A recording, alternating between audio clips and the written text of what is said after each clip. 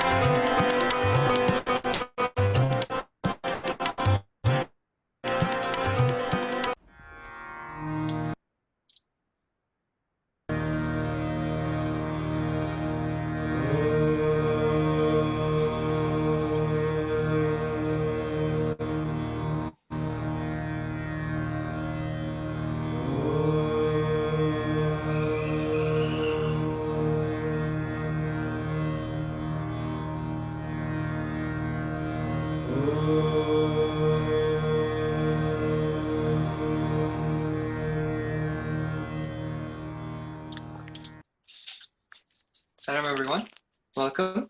Before we get started, a few Zoom keeping rules. Please mute yourself except when speaking. We recommend you to keep your video on.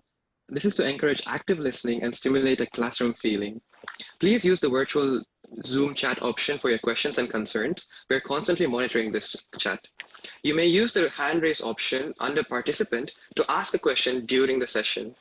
We will use breakout rooms in this session. If you mistakenly leave the breakout room, you will be able to rejoin the same breakout room again. Don't worry. We also encourage you to utilize the thumbs up or clap reactions in response to the speaker and other participants. Thank you. Again, welcome to the Effective Leadership Workshop series. We would like to start by telling you where we are in the roadmap of our series today. Today is our fifth session. We're actually at the midpoint of our series. And until now, last week, we had Dr. Shashank Shaw talk about inspiring leaders, talk about J.R.D. Tata and many other leaders. And it was a very engaging and insightful session. Today, we will have Miss Lalita Jagannathan talk to us about being assertive. Ms. Lalita Jagannathan has a bachelor's in sociology from Madras University, a master's in economics from Banaras Hindu University, and a PGD in industrial relations and personal management from XLRI, Jamshedpur, India. After her commendable academic achievement from XLRI, she joined Tata Motors, where she held important positions in the human resources division. Her professional path in training and development is strewn with colorful interactions with people and leadership positions in Baroda Productive Council, Transpec Industries at Baroda, as a visiting faculty at XLRI Jamshedpur and XIM Bhubaneswar, and lastly, as a senior faculty in the area of organization behavior in the Apex Training Center of the Tata Group, the Tata Management Training Center, Pune. She has conducted several leadership development programs in India and in the USA. She has well over 25 years of corporate experience. Apart from her contribution in the professional arena, she was also active in the nonprofit service organization called All India Women's Conference as the president. This organization was solely created for rendering help to needy families in Jamshedpur. She is an ardent devotee of Sri Sathya Sai Baba for well over 3 decades. She has actively engaged herself in SSC activities, devotional programs, and study circles. She has completed 10 weeks of training at the Institute of Sathya Sai Education in Thailand. Her journey of life till date has been filled with acquiring and learning new things. She is contributing back to society as the founder and chairperson of Gurukul Learning Systems by training school children using the platform of human values. We'd now like you all to help me in welcoming Ms. Lalita Jagannathan to lead the session on being assertive. Over to you. Sai Ram. My pranams at the lotus feet of Bhagwan, Sri Sathya Sai Baba, and my loving Sai Ram to all once again. Thank you, Ritesh, for that wonderful introduction. In fact, I got so carried away, so mesmerized in my own image that I was hoping that I'll be able to really start the session. Thank you for all those wonderful words, and I hope to be able to keep up to any expectations that you may have raised. Nothing happens without Swami's will. And if we are here today, it is a manifestation of his will expressed as an enthusiasm and initiative from the young adults of this region and supported very strongly and ably by our region president, Mrs. Lakshmi Vyakaran. She's a dear friend of mine and a very assertive person herself. So today's session, slide please. Today's session will have 8 components.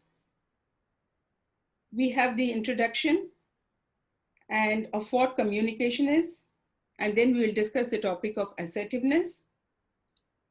From our own experience of the corporate world, I will try to give you some examples and also bring out some techniques and tips that will help one to be assertive.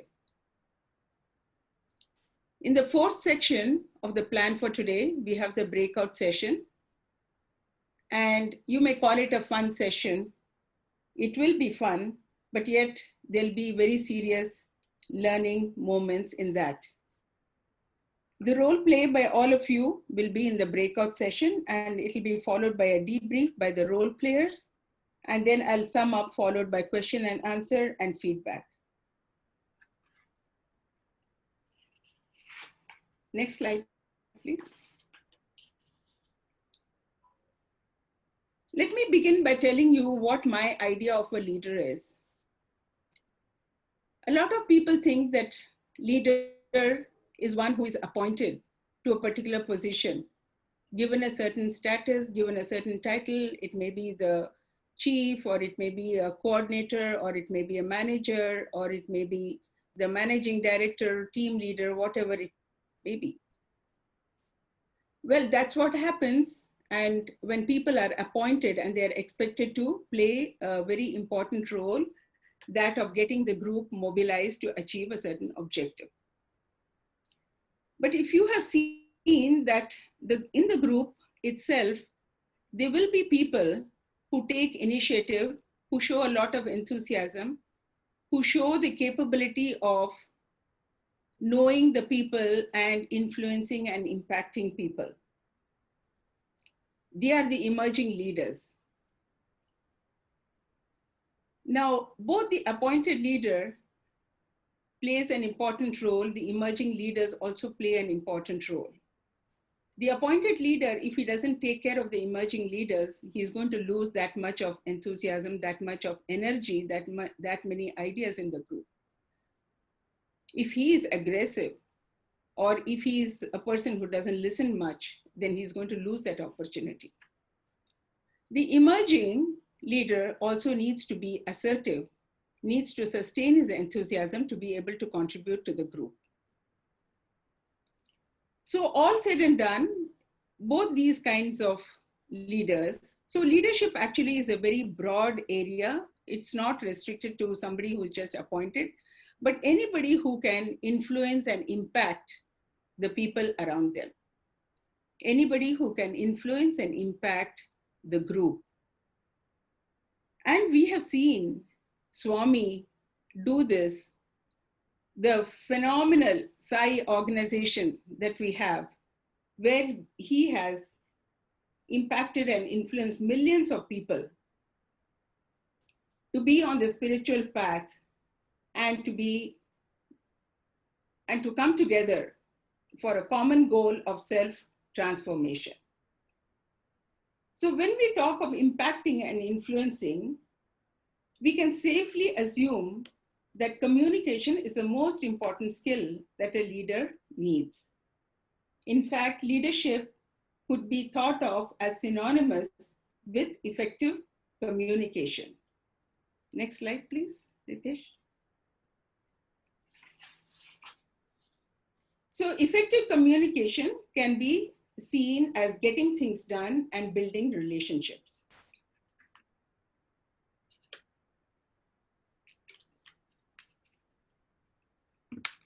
So both these things must happen.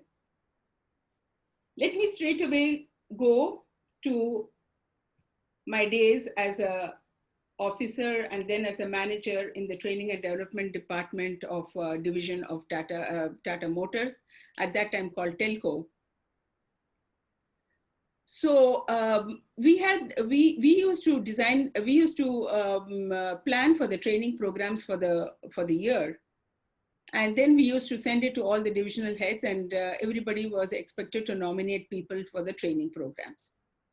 One of our biggest challenge was that we had to keep pursuing them. We had to keep following it up over the phone to see whether, who are the people whom they are nominating. Nominations would come in the last minute, or people would give us some reasons and excuses to be not able to nominate.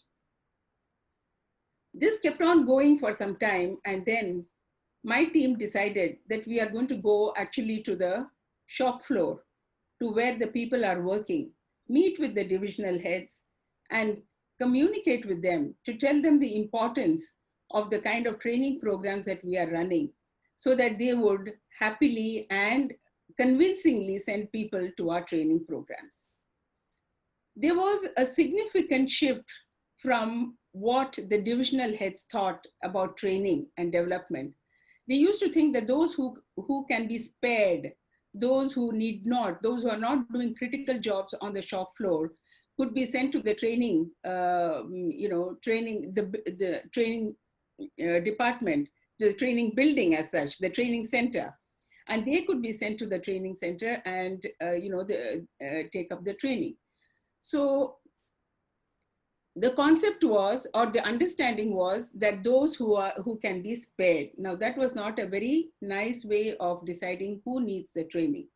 So when we talked to them and when we got to them and got across the idea that the training was a very important part of building the skills and building future responsibility areas for them, then the whole thing changed, and we did not have to face this problem anymore of people getting nominations for the training program. So effective communication was the most important tool in this to make sure that we got the things done. And in the process, we built a phenomenal relationship with the divisional heads. They became a part of our own faculty and they got deeply involved in our training programs themselves. Now, when we talk of effective communication and getting things done, building relationships, we also need to look at another aspect of communication. What are all the ways in which communication takes place? Now, the next slide, please. So this circle, this chart shows the 4 ways in which communication takes place. Communication takes place when you're listening. Communication takes place when you're speaking. Communication takes place when you're reading. Communication takes place when you're writing. Now, effective communication actually happens when we become aware of how we communicate and when we want to, when we are willing to bring about the changes. We can decide to endear ourselves to people around us, or we can just go about creating hostility and apathy in people around us. What happens when we listen very nicely, very intently, very seriously to people? A relationship is built. People understand our problems, they understand our issues. But listening is easier said than done. Everyone wants others to listen. Everybody in the planet wants everyone else around them to listen to them. But have we ever questioned what is my own listening? How much do I listen? Do I listen to words or do I go beyond that? Some of the barriers in listening are the noise, daydreaming, bias towards the speaker, bias towards the subject, and more. How do I speak? Do I speak clearly? Is my voice heard? Do I have command over the language? Do I speak the language of the person who is going to be listening? What is my tone? What are the words? What is the volume like? And how does it impact the relationship and the results?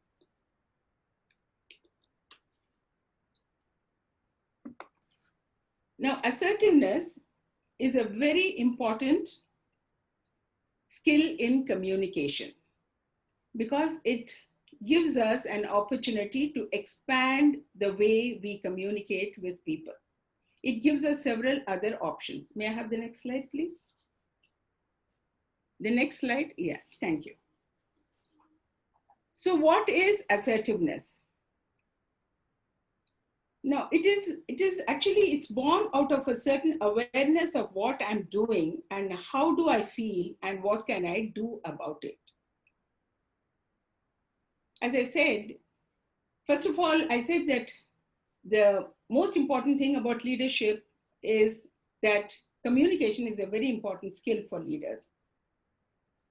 And that too, effective communication, where you're getting results and where you're building relationships. And effective communication does not happen just by a chance. You have to be aware of how you're communicating, and you've got to be willing to make the changes. So when we look at communication like this, then we are looking at assertiveness as a very important aspect of the total field of communication, effective communication. So let me also give you an example over here. So maybe I should just read the definition over here and then go to give you an example. It is a communication skill in which you demonstrate a healthy confidence to stand up for yourself while respecting the rights of others. When you are assertive, you are neither passive nor aggressive, but direct and honest. You are constructively confronting and finding a mutually satisfying solution to the problem. You don't expect other people to know what you want, so you speak up to ask for what you need calmly and with confidence. I'm sure all of you understand the important points or important phrases that need to be underlined over here. Now let's just take the case of a person to whom a lot of jobs have been assigned. Now he or she feels suddenly that she's loaded with a lot of jobs, and she feels frustrated. And it could be she or he, please don't mind whichever gender I use, doesn't mean a particular person that I have in mind. It means it could be anybody. So a disproportionate distribution of job is taking place, and then suddenly one day she says that this is too much, I cannot take this. So at that time, when she goes and approaches the team leader and says that, jobs have not been distributed equally, and I find that I have been given too many things that I cannot handle efficiently. The team leader says, oh, is that so? I didn't know, because you were happily taking all the jobs. I thought you were fine. Now he didn't even know. And because I did not speak up. I didn't speak up from the beginning. I kept on holding it. I thought that was the right thing to do. I thought that was the best way to please my team leader. So I kept doing that. So these are some of the situations where, we need to clarify, we need to have the lines of communication straight so that the job gets done well and the feelings are respected, the relationship is built. From my own training experience, I won't forget this person, very, very popular person, but a very strong union leader who was in my program at the Telco Management Training Center. And people had told me, said, he's coming to your program, Lalita, you better be careful. I said, why, what's the matter? He said, he will argue a lot and he'll break all the rules and he's not going to listen to anything that you're saying. So I kind of had that kind of preparation, and I said, okay, let me think about it and So when he actually came to the program, and I found that he wanted to be very different from others, different in a very negative way. By getting up and going from the training forum whenever he wanted, coming in a little late, and then sitting in any posture that he wanted, and then, showing all those signs of disinterest in learning. So I took it upon myself to call him aside during the break, and I said, I really want to talk to you. Can you spare a few minutes for me? I didn't tell him that I want to. I asked him, can you spare 5 minutes for me? It was not the other way about. It was not like, I have 5 minutes. Can you come and meet me? Can you spare 5 minutes for me? So then he said, yeah, yes, of course, madam, come, let's talk, what is it? Then I explained to him, I said, you are looked upon as one of the very important and very successful union leaders. So what kind of example, what kind of message do you want to give to your people over here? They're all here sitting and watching you. Do you want to give them the message that you can do whatever you want and get away with the discipline in a place? Or do you want to be the leader for following a discipline in order to ensure good results? So then he told me a few things. He said, "Oh, madam, you are angry with me." I said, "No, it's not the question of that, being angry or anything. I'm just asking you to take a little look at how your behavior is impacting. Is it impacting in a positive way or negative way?" So to cut a long story short, Ramadhar Singh, the person that I'm talking about, came the next day and he was a totally changed person. Now, I don't say that assertiveness is going to get you this kind of a magical results, but if the attempt is sincere and if we have taken care of the feelings, if we have taken care of the person and brought and shown him the perspective, then things could possibly change. Can I have the next slide, please?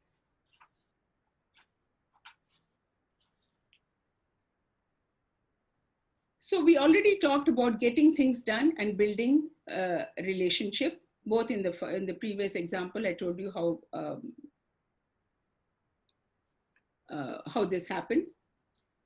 Now here I would like to give you the example of when I was working in the Apex body, the training division, the Tata Management Training division in Pune. When I was working over there, that organization had a different kind of a profile for training. It had all the executives from the different Tata companies coming in for training. Whereas when I was working in telco, it was the telco, the employees and the executives and all this thing. Whereas this was in Pune, it was different. It was coming from the various Tata companies. And we had to do a different kind of program for which I had to get the help and the involvement of very senior people, the managing directors of the different companies. Now, these were people who were not easy to get. They were not easy to convince either. Now, unless you can bring them together with a sense of, win-win, unless you can tell them that, here you can interact with people, here you can see people, you can build your own brand image, tell them what is in it for them. And what are the reasons, how it will impact the participants, how it will impact the whole of the Tata group. So when I went to these people, the very senior people, the managing directors with whom it was not even easy to get an appointment, went and met them to invite them for my training program. Believe me, all this calls for a lot of energy and a lot of time and a lot of determination. One could sit at the table and say that I'll write a letter, I'll send an email, I'll make a phone call. Sometimes things don't work that way, and definitely not with senior people, okay? So then finally, to cut a long story short, so I had the cooperation of the senior people, and they did come to the program, and it gave us a totally new flavor and dimension, and added a lot of learning points for the people who were attending our training program. Next slide, please.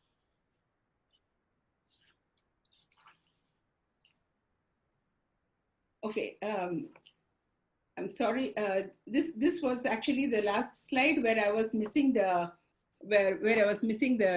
diagram which says my needs. Okay, so let me just get to this. So when I'm looking at only my needs, then my style could become very aggressive.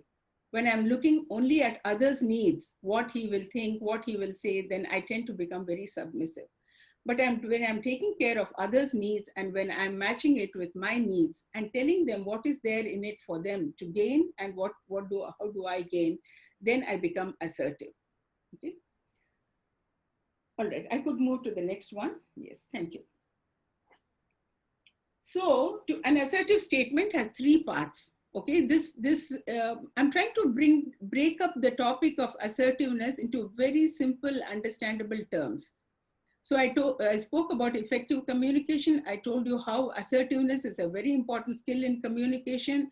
And in assertiveness, if you're looking at only your needs, then you're aggressive. If you're looking at only other person's needs, then you're submissive. When you're looking at matching both the needs, then you tend to become assertive. An assertive statement has three parts. A very important point for all of you to know. your opinion or perspective of the situation, your feelings about it, and what you would like done. Here again, I love this example, and I feel a sense of, achievement when, at the time that this happened to me. I had newly joined the training department, and I had a very, very intelligent, very capable, dynamic manager to whom I was reporting. I was a training officer and he was a manager. And he was he was so capable that we knew he would be, progressing, growing very rapidly in the organization. Now, he had a habit of always calling for a meeting at 5:30 in the evening. And important issues were being discussed. Now, the first few times I did not say anything, but for me, it did not suit me because I needed to close my office at 5 o'clock and go home to take care of the family. I was also newly married at that time, and my husband and I, we had only one vehicle, a scooter, and we had to match our timings, otherwise I would not get a lift. We had also made a decision that we are not going to take lift from anyone else. You would not give a lift to anyone, I would not take a lift from anyone. Anyway, that is just a small secret, keep it to yourself. So Nazim would call, Nazim was my boss, and Nazim would call for a meeting at 5:30. And, I felt compelled to attend that meeting. And here, when I came home, my husband would say, why don't you talk to him? Why don't you tell him, do all this? So here, two people pulling at the opposite end, at the extreme ends. So one day I finally decided, I had prepared for it. And when I went and told him, I gave him the perspective of the situation. I said, it affects, my going home, my reaching home on time and attending to all this. Of course, there was a few interactions. He said he gave his point of view, and he almost like came to a point where saying that, you have just joined and you have, so much to learn, and already you're talking about all these things. It was reaching to that point. But then finally, with a series of, the important point to note over here is that when you are honest and sincere, and when you are not placing any blame on other person, but showing your true feelings, then the person gradually moves to the other person's place, and you can work out a mutually, workable or acceptable solution. So it has three parts: your opinion or perspective of the situation. I find it difficult to come for meetings at 5:30. I feel bad about not attending this meeting, and I also feel bad about attending this meeting because there is a conflict with my personal life and my balance in the family. What would I would like to attend this meeting. Is it possible? Can we explore the possibilities of how we can shift this meeting to another time such that I can actively participate in this? Okay, next slide. Okay, maybe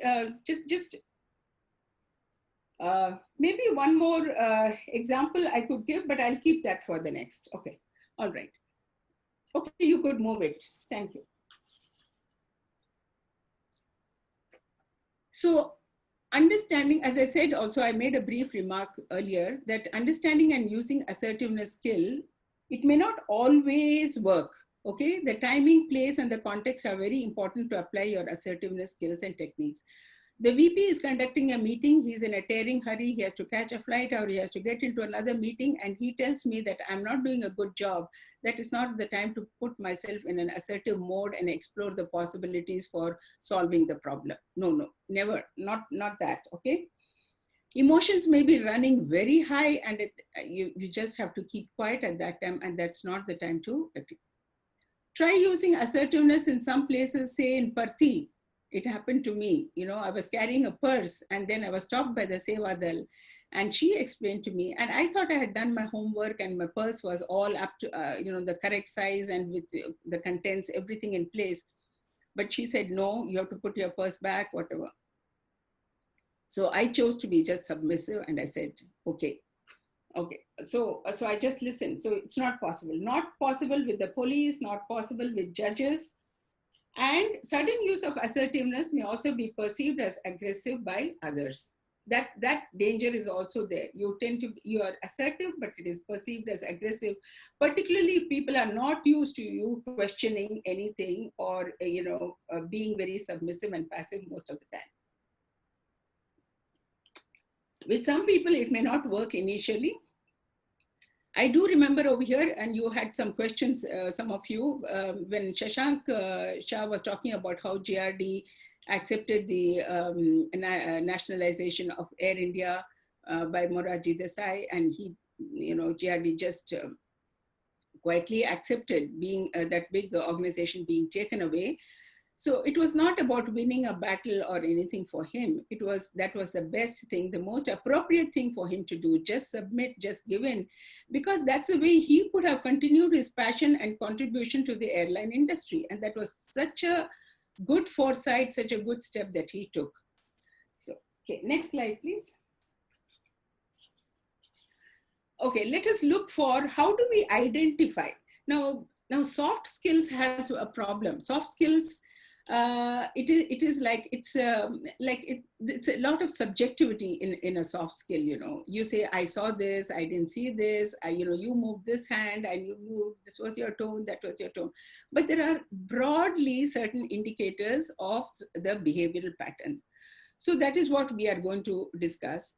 And so when a person is aggressive, he tends to be bossy, arrogant, bulldozing. You will never learn. You are always late. You think you know more than me? Yeah, frankly, I could have asked somebody in the audience if this had been a different kind of a setup in a classroom. My participants would have definitely, loved to play some of these roles, because they wish they would do it, and this would have been an ideal opportunity for them. But things are a little different, so you have to put up with my own acting. I hope I got across to all of you as aggressive. Okay, you will never learn. You are always late. Okay, with the finger pointing, and we're highly opinionated and overbearing. Okay, next one. Next slide, please. Now, there is another category that is called the passive aggressive. A lot of people tend to get into this because they don't want to take a risk. Now, when you're assertive, you're taking a risk, you're taking the chance, and you are responsible for the consequences. They may decide to be passive, because they want to please, they want to look nice, they don't want to get into trouble, they don't want to face any consequences, but they are aggressive behind. They are aggressive out of the room, unpredictable, sarcastic, deceiving, ambiguous. That's fine with me, but but are you sure others will be happy? Okay. And sure, let's go your way. I don't think, again, this guy, I'm sure it'll never work. Don't I know him? Kind of thing. So the passive aggressive is another category of communication of behavior. Okay. The next one slide, please. Okay. Now the submissive is the wailing, moaning, helpless, indecisive apology. Oh, I'm so sorry. Oh, I didn't mean to do that. Never mind, give me another chance. Whatever you say is fine. I'm okay either way. I'll go with the majority. Oh, that's so sweet of you. I know why you had to raise your voice. I wish you didn't have to raise your voice. I'm very sorry, but I'm with you. Okay. Can we have the next slide, please? Now, assertive behavior is direct, honest, accepting, responsible, spontaneous, confident. Tell me what you think. Very beautiful words and very much well worth trying to emulate and be like that. Tell me what you think and how you feel, and I'm ready to listen. I have my feelings on this matter, and they are very important to me. As I told Nazim, when I was asking him for a change of timing from 5:30 in the evening to some other time, I told him I have feelings on this matter and they're very important to me, So I think that really made him, sort of get into a mode where he was going to solve my problem. I want to work out solutions that are mutually acceptable, and I'm willing to go that way. So these are some of the communication behavioral clues that come in the different kinds of behavior. We talked about aggressive, the passive aggressive, the submissive, and the assertive. Next slide, please. So what are all the examples? Let us see how the voice and the speech and the face and the body language. It's important that you get some very specific indications of assertive behavior. The voice is firm, it's warm, well-paced, non-accusatory. You did it, you are responsible, you never told me, never. The voice is never, the words are never like that. You never told me, how easily we say that. You never told me. I wish you had told me. I mean, thinking that I am making amends to my accusatory note. The face is comfortable and direct eye contact, firm but kind expression, appropriate smiling. Nothing really happens. What is there? We can sort it out.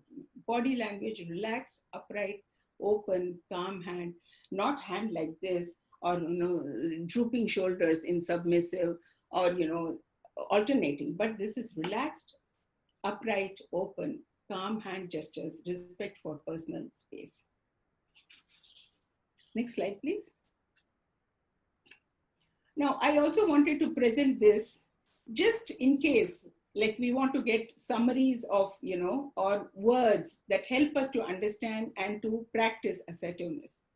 The 3 C's of being assertive are confidence. You believe in your ability to handle a situation.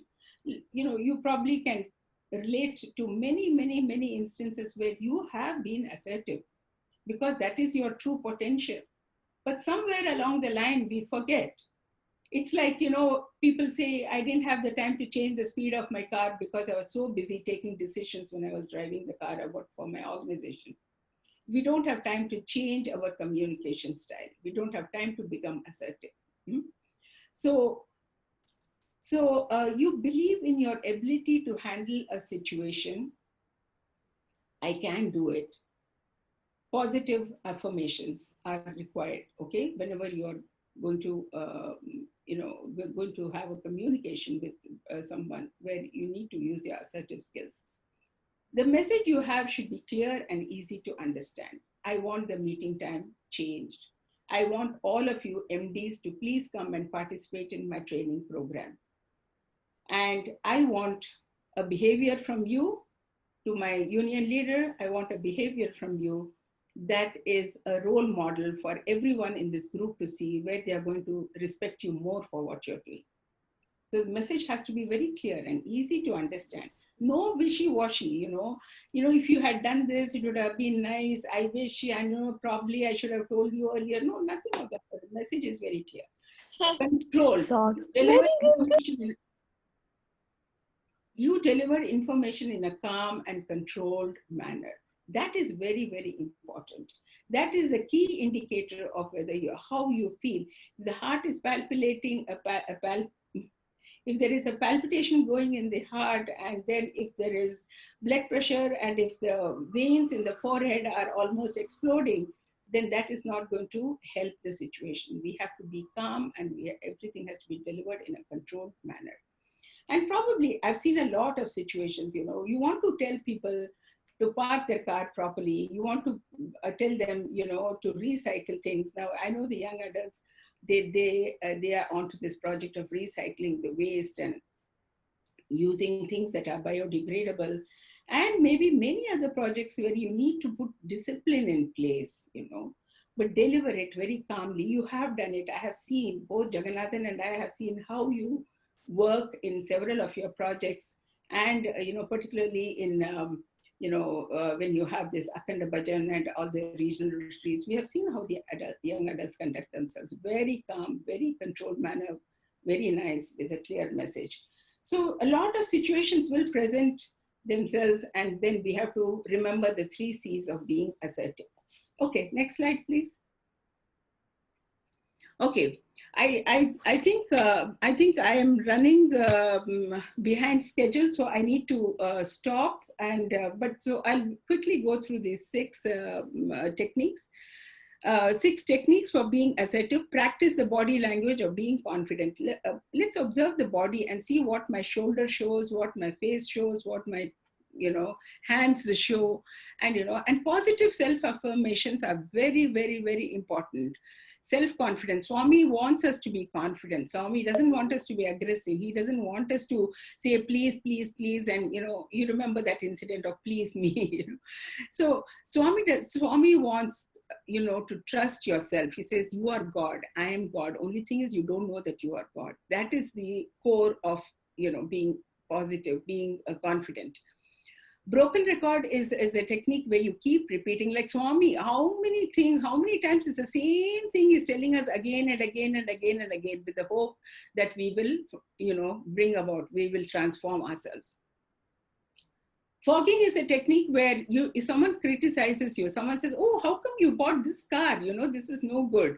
So, you accept that like as if you're passing through a fog. It doesn't put a barrier to you just because that person has criticized you. It doesn't make you feel bad because that person has said it for whatever reason. So you say, yeah, well, but it suited my budget and there are certain features I like about it. So therefore I chose. So what if you tell yourself and you apply the technique of fogging. Negative inquiry is asking a person some more questions to explore how he is perceiving you, listening with understanding, paraphrasing what the other person says. Like, oh, so do you mean to say that, it is not possible for you to shift the timings of the meetings, ever? So, when you paraphrase, the other person gets to know that you have listened to him. That itself is the biggest recognition for the speaker. And then he says, oh, this person has listened so well, respecting me. So let me work out a solution. Negative assertions, another one. I won't go into the details of this. Okay. All right, next slide, please. Okay, so now I think I'm 6 minutes or 10 minutes or 12 minutes. Okay, will somebody tell me whether I'm doing okay? Yes, Auntie, you're doing pretty well on time, I think. You're fine, please go ahead. Okay, so now it's a breakout session. I'm sorry, this is not my normal style of not asking you to, ask questions and things like that. It's a totally different format. So I do hope that I have been able to get across to you as much as possible of what is assertive behavior with some examples and with some principles and indications and the definition of what assertiveness is. We'll go to this breakout session. We are going to practice what we have learned. I trust you have read the case which you have shared earlier. We are going to do a role play. We'll have all of you as actors, 5 for the role of CEOs and 5 for that of the SBU heads, and the rest will play the role of observers. Since time is a constraint, we have randomly picked up the actors without any audition test. Okay, next slide. We have already briefed all the actors separately on what is expected from their roles. The 5 CEOs will meet in one room and the SBO heads in another separately for 2 minutes to exchange notes, if any, before they are assigned to role play. All observers will meet me here for 2 minutes for clarification, if any. So that is the thing. I would like to meet the observers. Ritesh will give me a signal as to when the observers, when they are ready, and I will give them a 2-minute time for clarification. I haven't, would like to do that right now. After the briefing, we'll form 5 groups with a CEO, SBU head, and 5 or 6 observers in each group. Each group will be in a separate room. The role play will be the meeting between the CEO and the SBU head. Put on your caps, put on your dress for the role, and put yourself into that. Be, like Amitabh Bachchan could not have done better than you, or maybe who else is your favorite actor should not have ever been able to do better than you. That's how good you should be. And the single point agenda in the recent launch. After the role play, we'll reassemble, we'll share their observations, experience. I will moderate the discussion. Thank you. Thank you, Auntie. And thank you so much for the presentation so far. And right now, what we will request is for all the CEOs and SB heads to just prepare. Madhu will put you in the waiting room just for ease of logistics. And we will brief the observers, and then we'll bring you all back into the meeting in about three minutes. Madhu, could you please go ahead?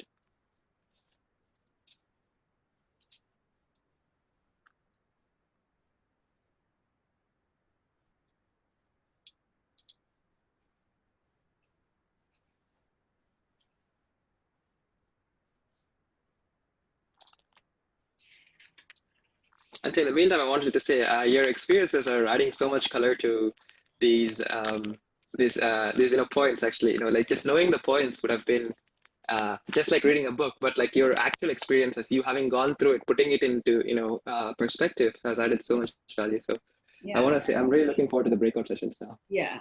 I do have a couple of more experiences that are very different, and if there is time and comes up in QA, I can explain. Sure. So now we can start this role play. The observers? Yes, we are the observers now. Okay. Welcome to everyone who is taken on this role of an observer. You have a very important role. Okay, observer is not not to think that I'm not the main person doing it, so I can just relax.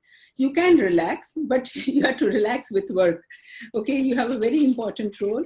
Your unbiased feedback will help everyone in the learning process. I am assuming that you have read the case. Okay, I'm really assuming that you have read the case and you have understood the understood the pulse of what is going on in that organization and the things that are going to come up between the CEO and the SBU. And how would you categorize the CEO's communication? Assertive, that sheet of paper that outlines, how would you categorize, how did you decide, how would you categorize the SBU's head's communication, how did you decide? Do you think the meeting was mutually helpful? And please share after that, just make your notes, and you are going to be a silent observer. You're not going to give any indications or any kind of prompting to the players. So you will be a silent observer, and you have to make a note. Don't keep it in your mind, because we may miss out on important information. Write it, please, and make a note of it in whatever way you want. And the questions are there for you. You can go beyond the questions also. And then you will share the observations in the larger group. I guess that's sufficient for the observers. Yes, I think so too. And observers, the most important thing is at the very end of the document we shared with you, there's some guidelines and there are a few questions there. So please do think along those questions when you're observing. So they will form the basis of the discussion we'll have afterwards. Madhu, can you now go ahead and bring in everybody and then start the breakout rooms? Oh, and then I will say how long the breakout rooms are for once every. I'll stop sharing this.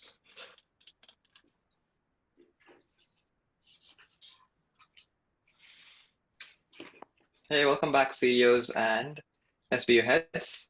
We've already briefed the observers now, so everybody is ready and prepped for the role play. I hope you're all excited. I am very excited to be a part of this. First, thank you so much for everyone for doing this. We will have 13 minutes in the breakout sessions, of which 8 minutes will be for the role play, and then the moderator will help us summarize what happens in that session post the session. When we come back, Miss Lalita will take us through our debriefing session, and then we'll see you all again there soon. So have a good one, everyone.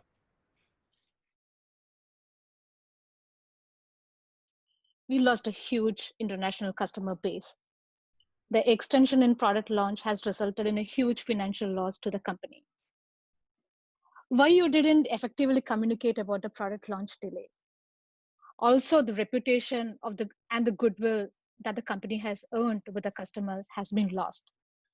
I entrusted you and your entire team with the whole responsibility, with the entire responsibility of the project launch and the product. And is it a good example to delay the project? And why you didn't communicate earlier about this? Thank you, Ms. S. Esni, what's her name? I forgot. Okay, never mind. I'll start again. Thank you for your comments, and thank you for agreeing to meet with me in person. I really do appreciate that. And I completely hear you when you say that we have lost our credibility with a lot of companies. I do hear that, and I apologize on behalf of my entire team for what happened with the launch.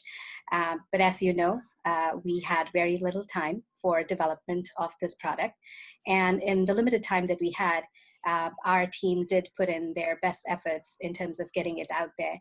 Now, we did have a discussion among our team where some of us felt that we can actually go ahead with the launch, especially because considering the fact that this was actually being launched parallelly or simultaneously in many countries, some of us were of the opinion that we should go ahead with the launch. And we can always relaunch a software update and then get whatever the thing did not work fixed later on. But we put it to a vote, as is the practice that has been established by your late father, that we do everything in a very democratic setting.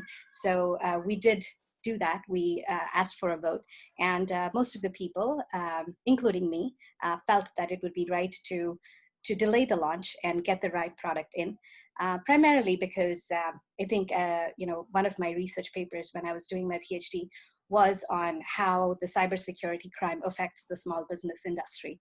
And as you yourself do know from your experience, that the cybersecurity costs of small businesses disproportionately affects them, even when we take out or adjust them for the size.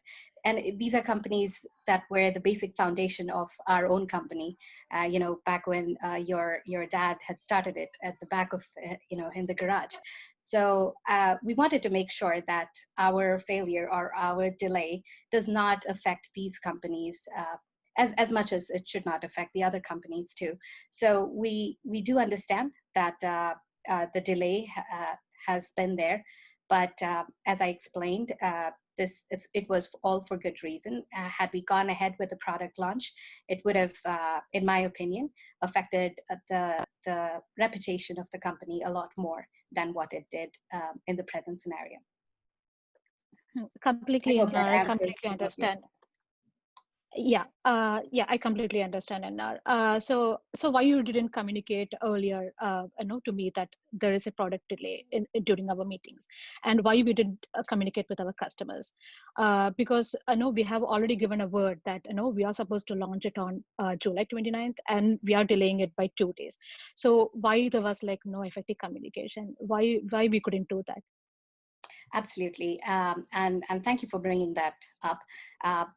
Like I had explained earlier, and as you probably had similar meetings with others too, and you kind of understood this, I'm sure, a lot better than I can explain it right now. But we had tried to do everything that was in our power to not have the delay, but this was not something that we could control. This was a last-minute failure because of a product that was launched from that was bought from another country.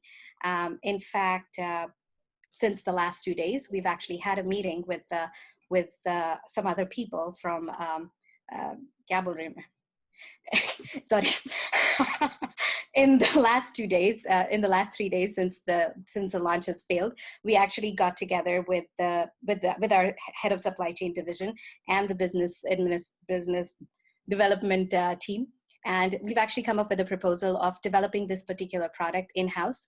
And in fact, that will delay for the future things that we have to do for the future upgrades. We'll make sure that, if we have the thing in-house, then it's easier to do the whole quality control and everything.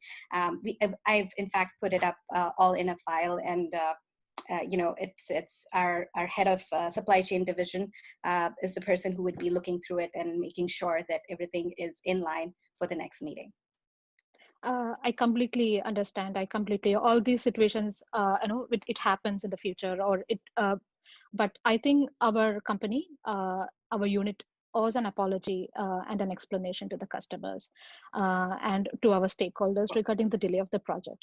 I really appreciate that if you could take in charge and communicate with our customers regarding the project delay, so that because we are all our company is a reputed company, and my father founded this company long back, and we have a strong customer base, and I don't want to let that go just like that because of this product launch.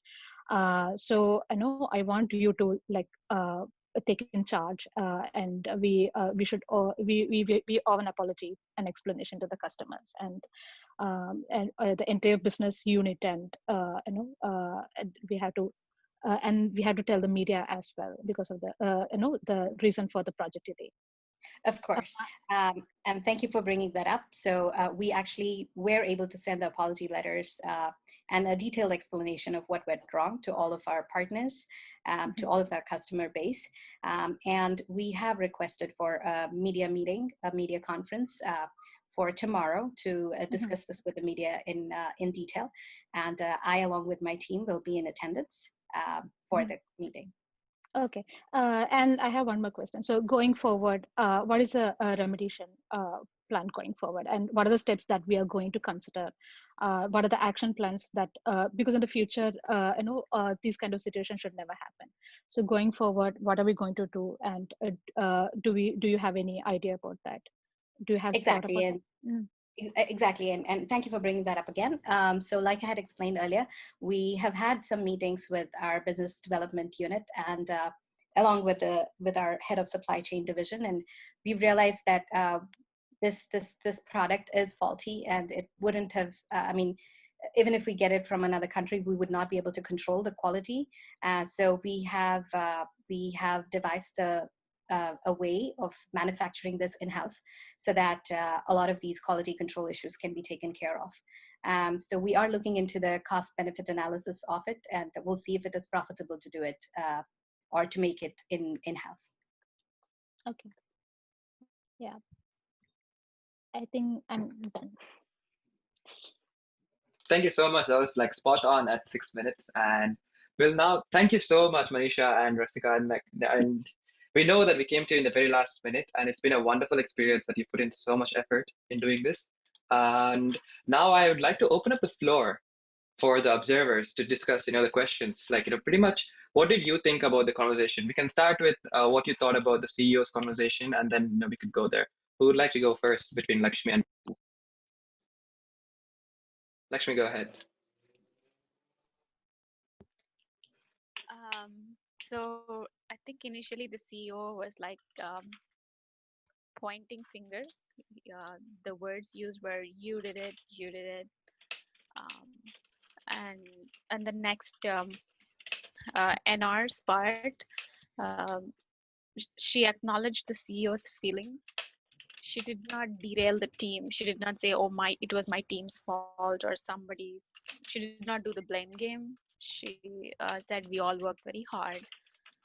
And she sounded optimistic. She said we can do it by a particular time, and she explained all the reasons for the delay. And she also got a personal touch to that conversation. She said, "This is your father's company. These are his values, and we will not do anything that will jeopardize that feeling in the customer base." I also thought that the first time the conversation was too long. It could have been crisper. Um, the second time when Rasika, again, I think the CEO could have used better language. And then again, the NR gave a better explanation. They talked about damage control, future corrective measures. And then the last time, the CEO communicated very clearly what are the next steps, write an apology, explain what should be done, how soon it should be done, and what remediation should be done, to avoid these things in future. And it was well received by NR. No personal. Manisha and Rasika, nothing personal. We're acting here, remember? I was looking at it while the session was going on, so I'm cool. No, I think very well done, both of you. I think the whole purpose of this is to actually bring out different things, right? So if you end up doing the exact same thing that Swami would have wanted from the textbook, we would not really see the different colors and learn from it. So I really thank you for going to the extremes, both of you. Rajesh, what would you like to go ahead now? What do you think? Yeah, the same thing. But like the CEO is like, I know, like pointing the responsibility on that one, like example that media and all. But the Manisha has explained. I mean, like the role, like she explained, like I mean, I buy it the same Lakshmi what I told. Like she's clear explanation, and she got the background, everything, like what went wrong, and she also prepared like what next to be done and all. But like I don't know, maybe I'm not sure how it goes at the top level, but like I feel like the CEO has to step up and come and interface because not only because the company is like look for CEO, right? Like all like trust and everything on the customer is like on the CEO, not on the employees, like or any business unit. So but I don't know how it, like whether media, how it goes at the corporate level, or how the communication goes to the media. But like I feel like the CEO has to confront and then like accept like what has happened, and then she should I feel like explain what to the media or the stakeholders, and is it our responsible like to do that. So that's what I feel, but again I don't know at the corporate level how it Yeah, no, works. I think that's already uh, pretty good actually. I think yeah, so but thank you. Points well made. yeah, okay, that's all. But like yeah, rest I think the language, yeah, as like same thing, you should not do like you and all, that is also there. Like as the company or whatever it is we, not always you should like use we rather than you or me or something like, right? So but I know it's like one-on-one discussion, but still um like Are you I feel like materializing Manisha? yeah. We have enough in that department. Yeah, okay. That's all my from my side. Thank you, Yeah. Rajesh. Like, Rasika, would you like to now say that, were you like not expecting something that the SBU had said? How did that come across to you? Like, what were your thoughts, like, introspecting on this? So for the CEO, actually, we had some guidelines actually, to put all the responsibility and to convince that it was like SBU's responsibility. Like the SBU unit was and the units was responsible for this, and the SBU head was responsible for this. So we had a specific guideline to follow, and that's the Absolutely, reason why absolutely. yeah, and No, no, that's no. the reason why I think that was I'm also just done on yeah. purpose, as I was saying, like, just to bring out that level of like what happens when a senior person above you, Yeah, is behaving yeah, this way. Like, how would you deal with it, right? So it was actually to enact that. So, nothing wrong, right? yeah. Exactly how it came, and you did your role really well, right? Like Yeah. what your role is, it was perfect. I think, Yeah, so really well done. I think SBO head did an amazing job. Like he or she was like very assertive, and I think she didn't like let go her team, and I think it was really good. Right. I Thank you, really like Rasika. that part. Yeah. And so one thing I wanted to quickly touch upon is that like when we go back to the main room, they will ask one observer from here to summarize. Lakshmi or Rajesh, would either one of you like to volunteer for summarizing in the main room? And I can tell you pretty much what the points we just discussed were, right? Like, so initially the CEO was more pointing fingers, but later they were convinced by the arguments made by the SBU head such that they went to a positive outlook. And the usage of words we not you, I think those are the two main things that I noticed, and the monologues. Mm. So if any one of you would like to summarize when we go back, that would be great. I can do that. Sure, Lakshmi, thank you so much. Awesome. And Manisha, we will have you spoke a lot already, so we will have you speak a little later again. See you all soon in a second. Bye now. Thank you, Ritesh.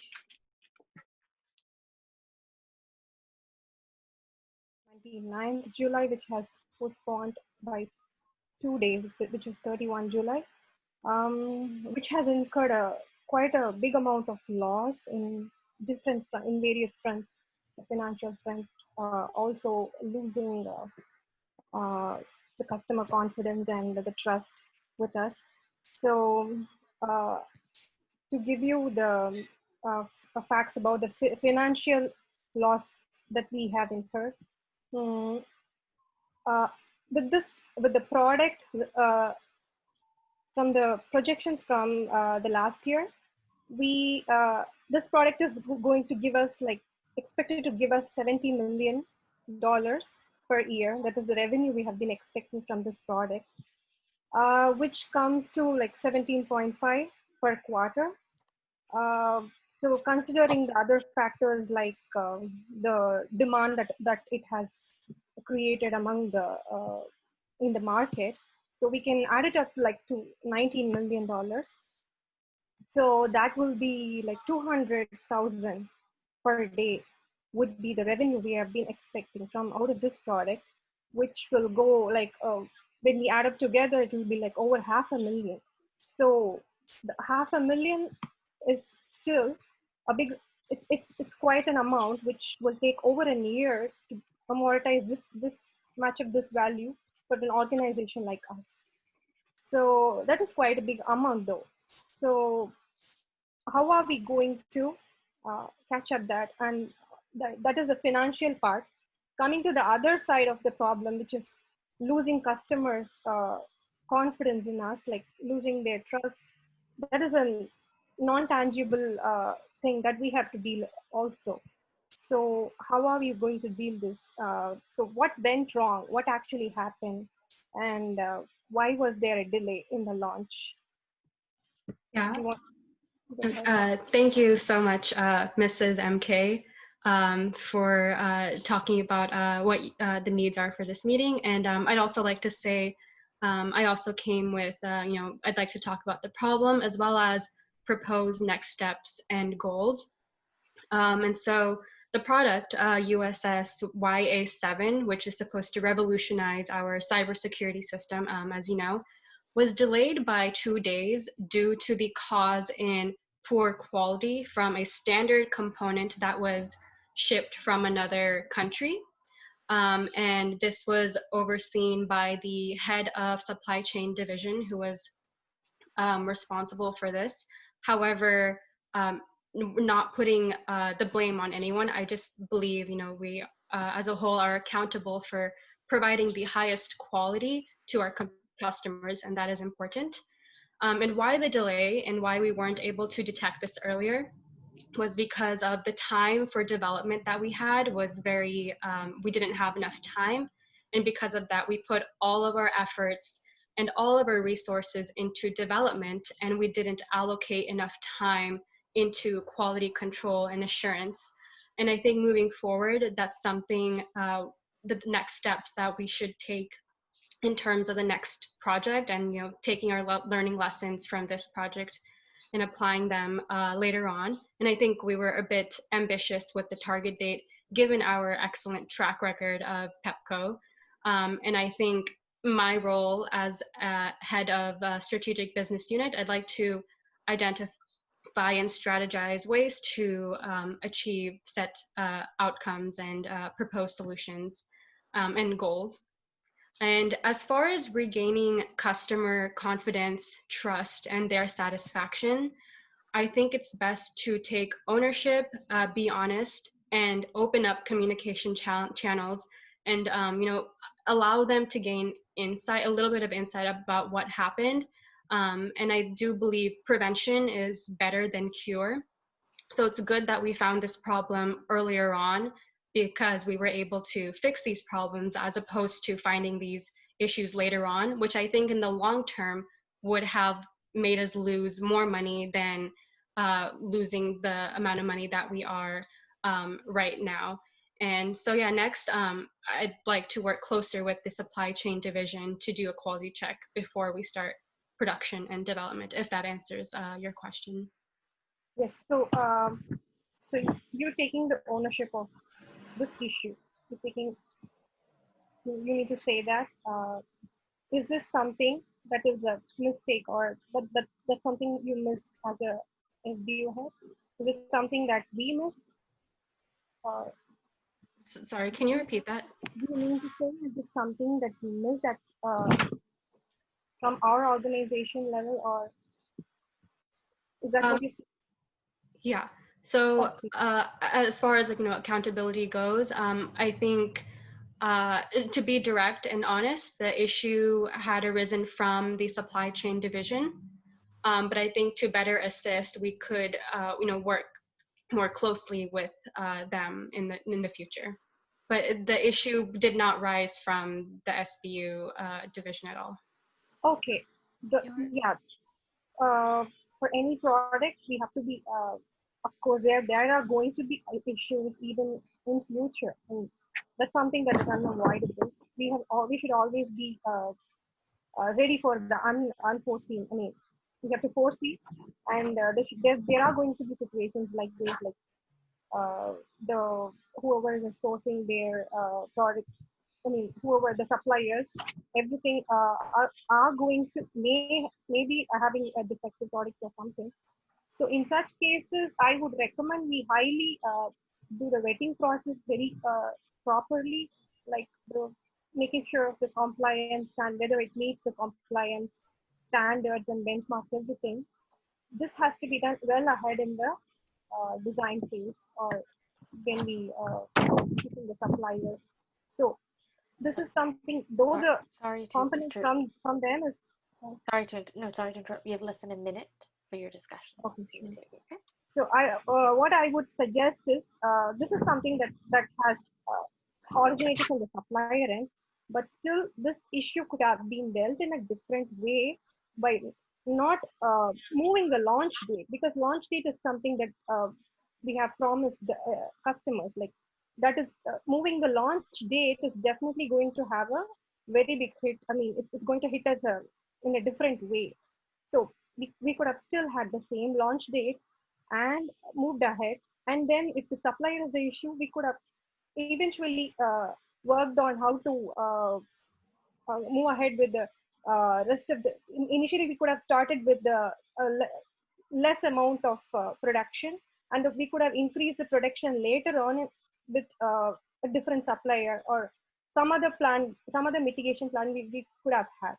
So moving a launch date definitely is going to hit us very badly. So I wouldn't say moving a date, and within 2 days we could have gone ahead with the same date rather than moving to a even 1 day later or 2 days later also will definitely affect us in a different way. That's why I really do not want to have the launch date move in any of the future products. But that would be the going ahead with whatever we have promised is the best thing to do, unless there is really it's a totally a different issue that we have not come across at all. So we do have to wrap this discussion up. Thank you to our actors. So now this is open to the observers. So that is Sundar, Aditya, and Sharan. So I want to hear from you guys, and I do want to give you guys a head up that one of you three will be speaking on behalf of this group in the main room. So you'll be summarizing what the observers believe has happened and things like that. So let's hear your thoughts. How do you think the discussion went? How do you think the SBU head was? Assertive, aggressive, submissive? Thoughts on those things?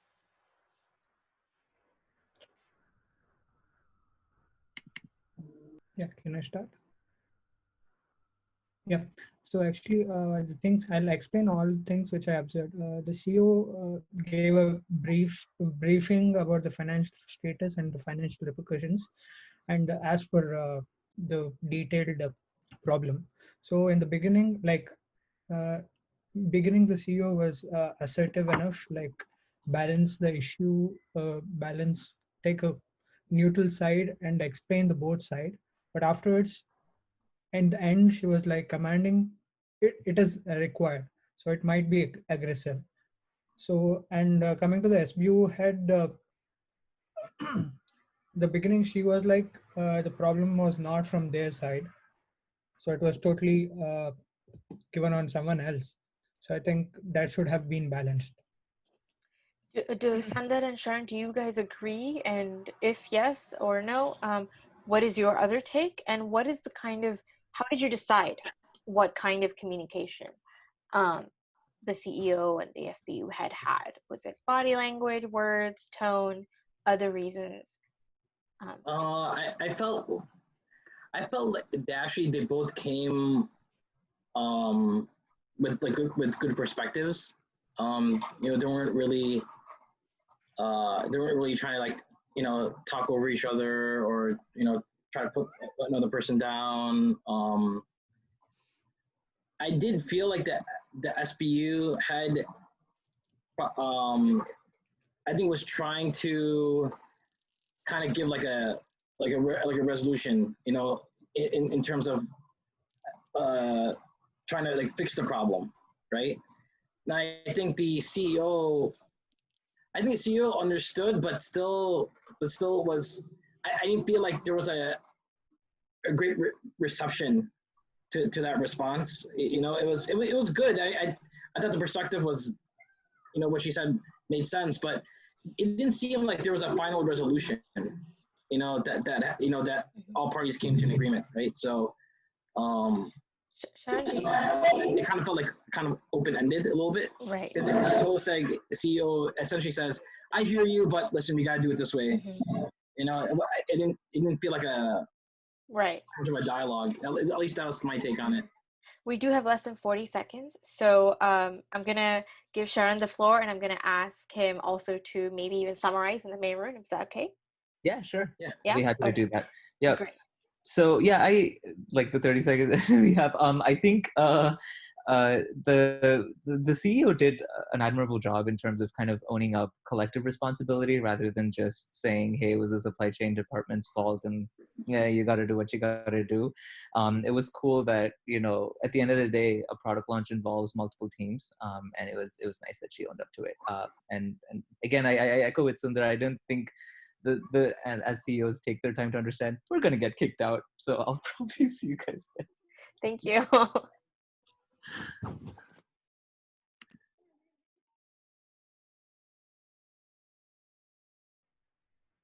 Hey everyone, Sairam. Sairam.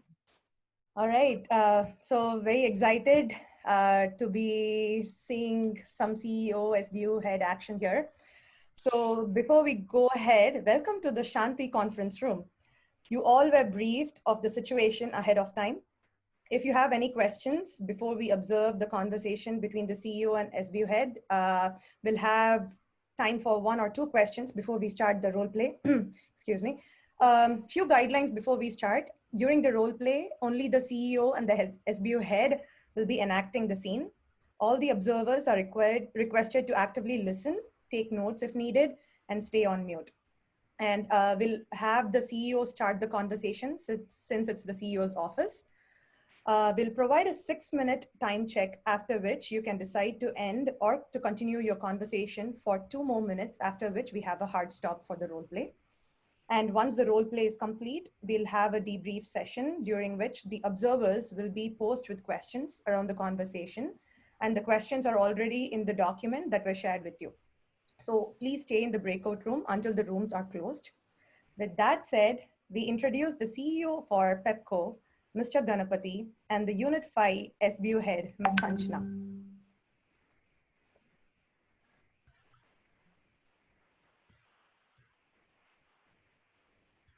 Go for it. Hey, good to see you here. Okay, so, okay, you know what this meeting is about, right? So, Mr. Ganapati, I'd like to start off by saying that it's very unfortunate that we've had a delay, and considering that my BU owned the product, I take full blame and I apologize for what's happened. I also am not oblivious to all the losses that have been caused by the delay, and we're not taking it lightly. I'd just like to throw a little bit of light on what actually happened. We've done a detailed root cause and post-mortem, and we've found a few things. So we had a new vendor for part A, and there was no problem with the vetting. So he was thoroughly vetted. They met all standards for onboarding. So the vendor per se is not of poor quality, but they had a safety accident in their facility. They had a fire on one of their machines. And because of that, the smoke and everything else in the facility compromised all the machines. So all the raw materials, fortunately, nothing happened to them, and that had to be transported to a backup facility that they had in another physical location, which was about 100 miles away.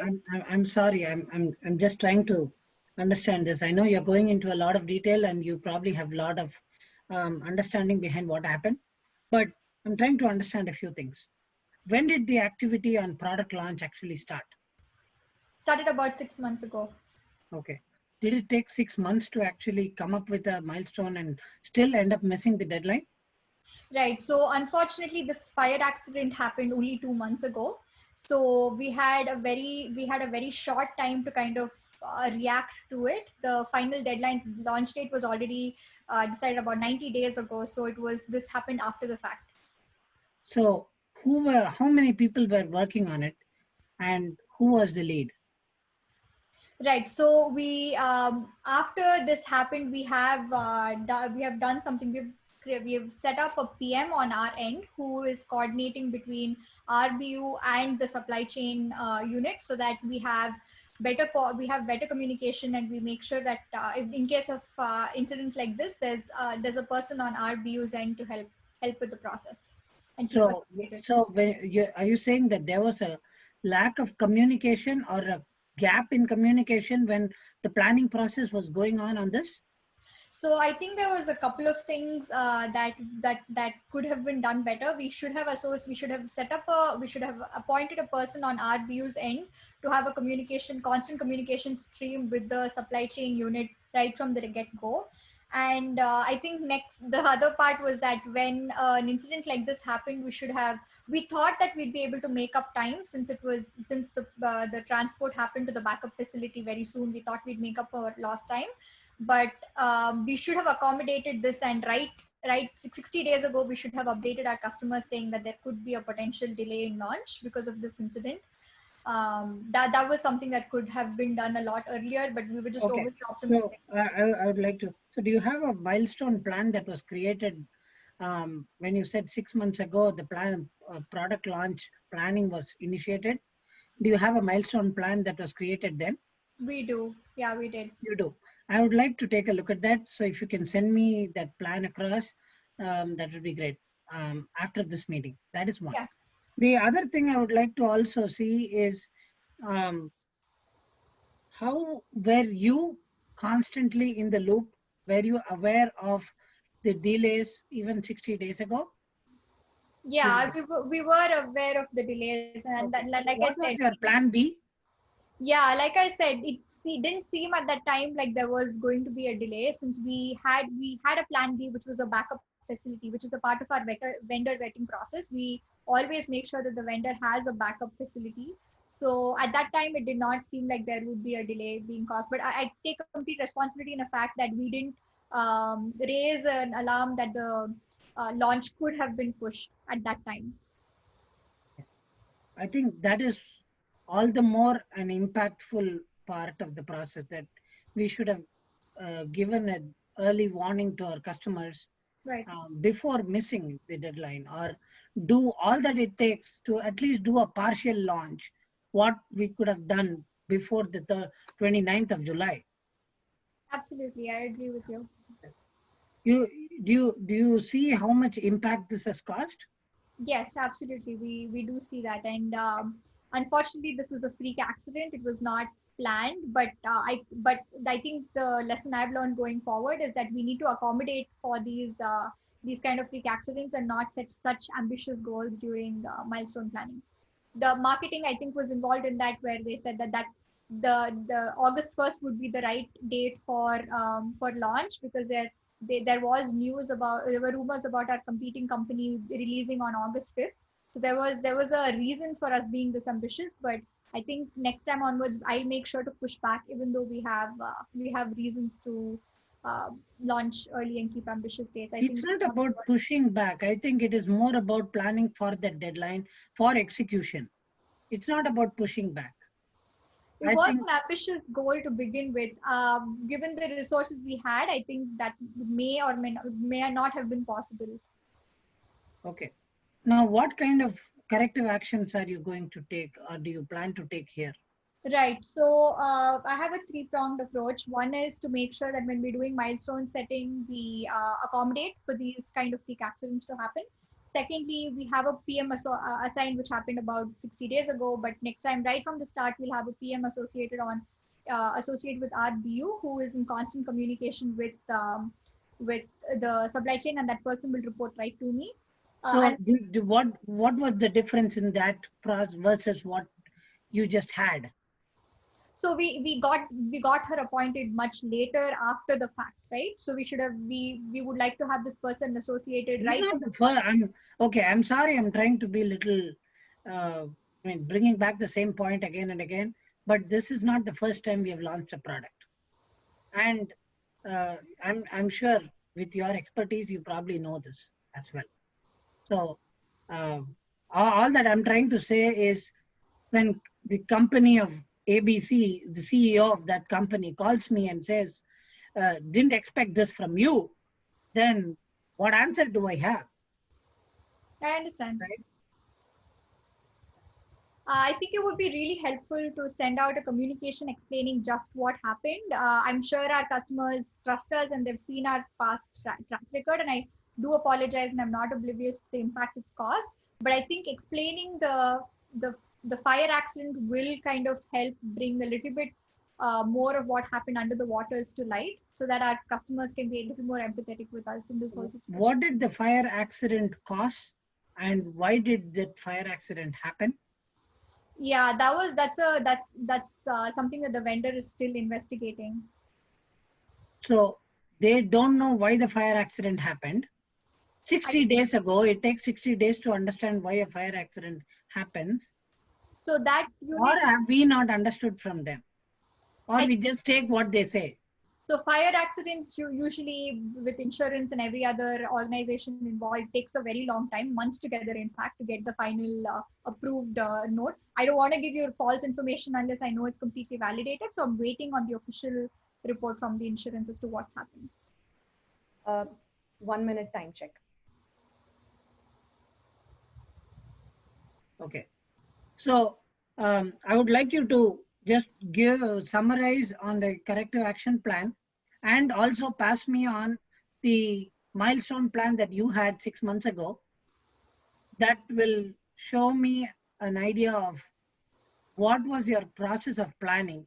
And at the same time, then we can meet one more time to sync up and then see where we could have done something differently on top of what you already have. Sure, Mr. Ganapati. So I think our BU is currently working with external communication to figure out what's the best language we can use and how to kind of get the customers to empathize with what's happened. Not making any excuses, but just kind of to get some empathy on what's happened. Secondly, we'll make sure that we accommodate for any probability of freak accidents in our project plan, not really get ambitious, even though there is pressure from any other BUs, and have a PM associate with RBU right from the start, assigned very capable person who will report directly to me, so that if there's any flags to be raised early on, that can happen efficiently. Yeah, and I need to be in the loop as well. Yeah, absolutely. Okay, thank you. Thank you for your time. Thank you. Right. Thank you, Ganapati or Mr. Ganapati and Ms. Sanjana for that. So we have about 3 minutes left, so we'll open it up to the observers, L, Harsha, and Santosh. So like just going through the observer role play document, how would you categorize the CEO's communication as? And then could you also give your explanation as to why you would categorize it as assertive, aggressive, or submissive? Go ahead. I think definitely aggressive. I was keeping a tally of how many times the CEO interrupted the SBU head. I think it was 5 times at least. So sorry, I couldn't hear that. I couldn't hear clearly. Okay, I'm getting an echo. I was keeping a tally. Can you hear me now? Yeah. Okay. I was keeping a tally of how many times the CEO interrupted the SBU head, and I think it was at least 5 times that I caught.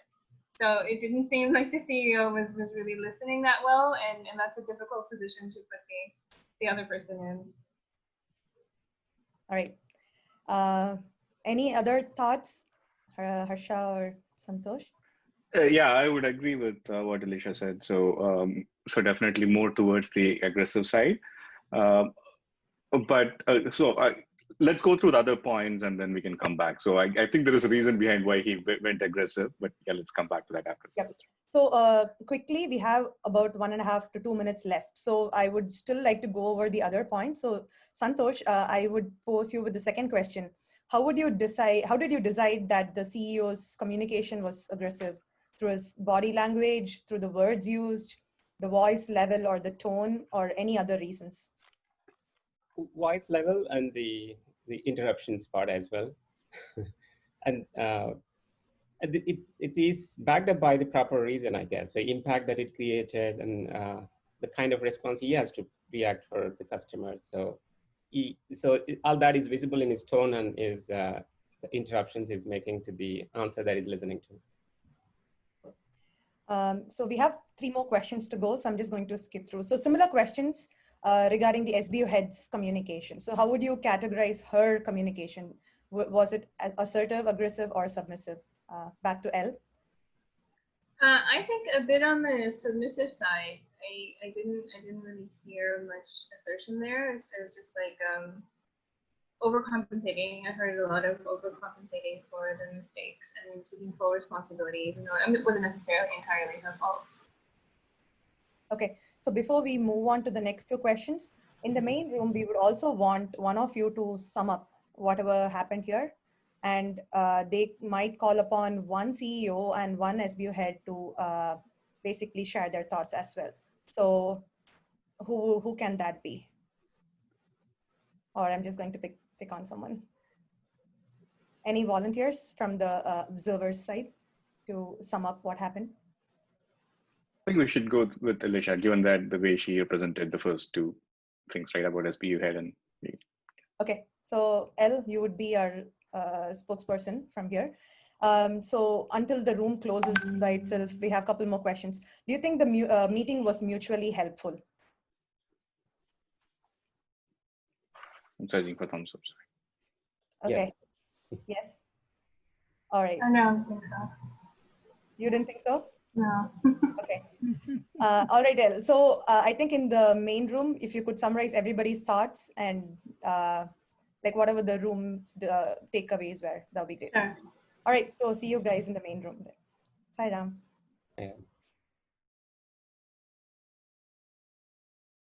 As you saw from our marketing team, where they mentioned a loss of couple of millions of dollars. However, I'm not bothered about that $1 million because each unit gets us around 70 million as our profit. And one of the unit which you are leading is the topmost unit. And I was surprised that the unit which was led by you is slightly delaying in our launch. However, when I saw your presentation from the last week, I felt your team was cruising and everything was on time and you guys had all the resources at your disposal. But I'm surprised, like what happened in the last week? Could you please explain me just so that we are on the same page and what happened between the last week and today and why the delay from your team? Sure. So after we learned about the delay, we got together as a team and ran some analysis as to why this happened in the first place. So we found some gaps in the 3P vendor components testing process. So this vendor was new. So this is the first time we were working with this vendor. And we did not put enough emphasis on the component level testing. So what is that? Why didn't you guys put enough emphasis on it? Yeah, so it's basically that was a miss on our part. Okay. That was a process miss that we're trying to fix. Also, a couple of fixes that we are coming up with is we are also requesting a detailed review of the vendor vetting process from the supply chain management team as to why this kind of slipped through. Oh, that's great. I'm very happy that you are working on the backup plan and also trying to find out what happened. And like I mentioned in the beginning, I'm not worried about the financial losses. I was just a little worried about the confidence in our vendors and our teams and clients, because in the past we have delivered everything on time. And this confidence, if it is lost, I'll be really worried because money comes and goes, man. So I'm not really worried about that $1 million. But this trust from the client is very important. And I'm 100% sure you are the person who can fix this.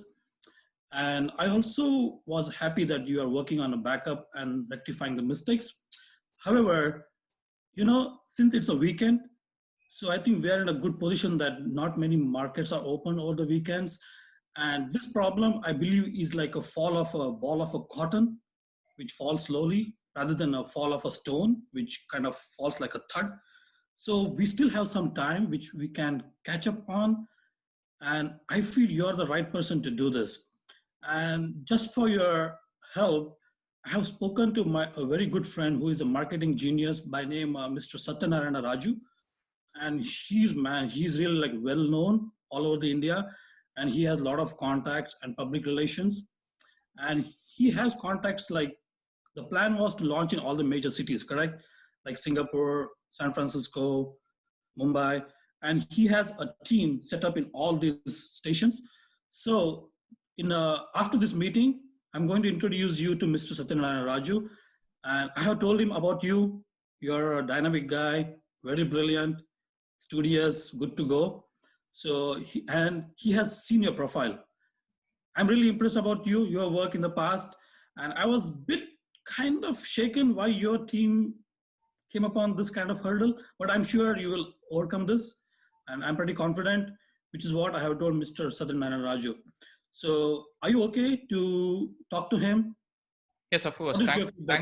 Thanks for understanding, Mr. MR, and I'm looking forward to my conversation with Satyanarayana Raju. Okay. And also, yeah, I mean, rest assured, this a similar process defect will not happen again. We are trying to take every step to make sure that this never happens again. And also, as far, we as a team, I think we feel that the highest impact because of this event is a dent in the customer trust. Yes. So we are actually coming up with a mitigation plan as well.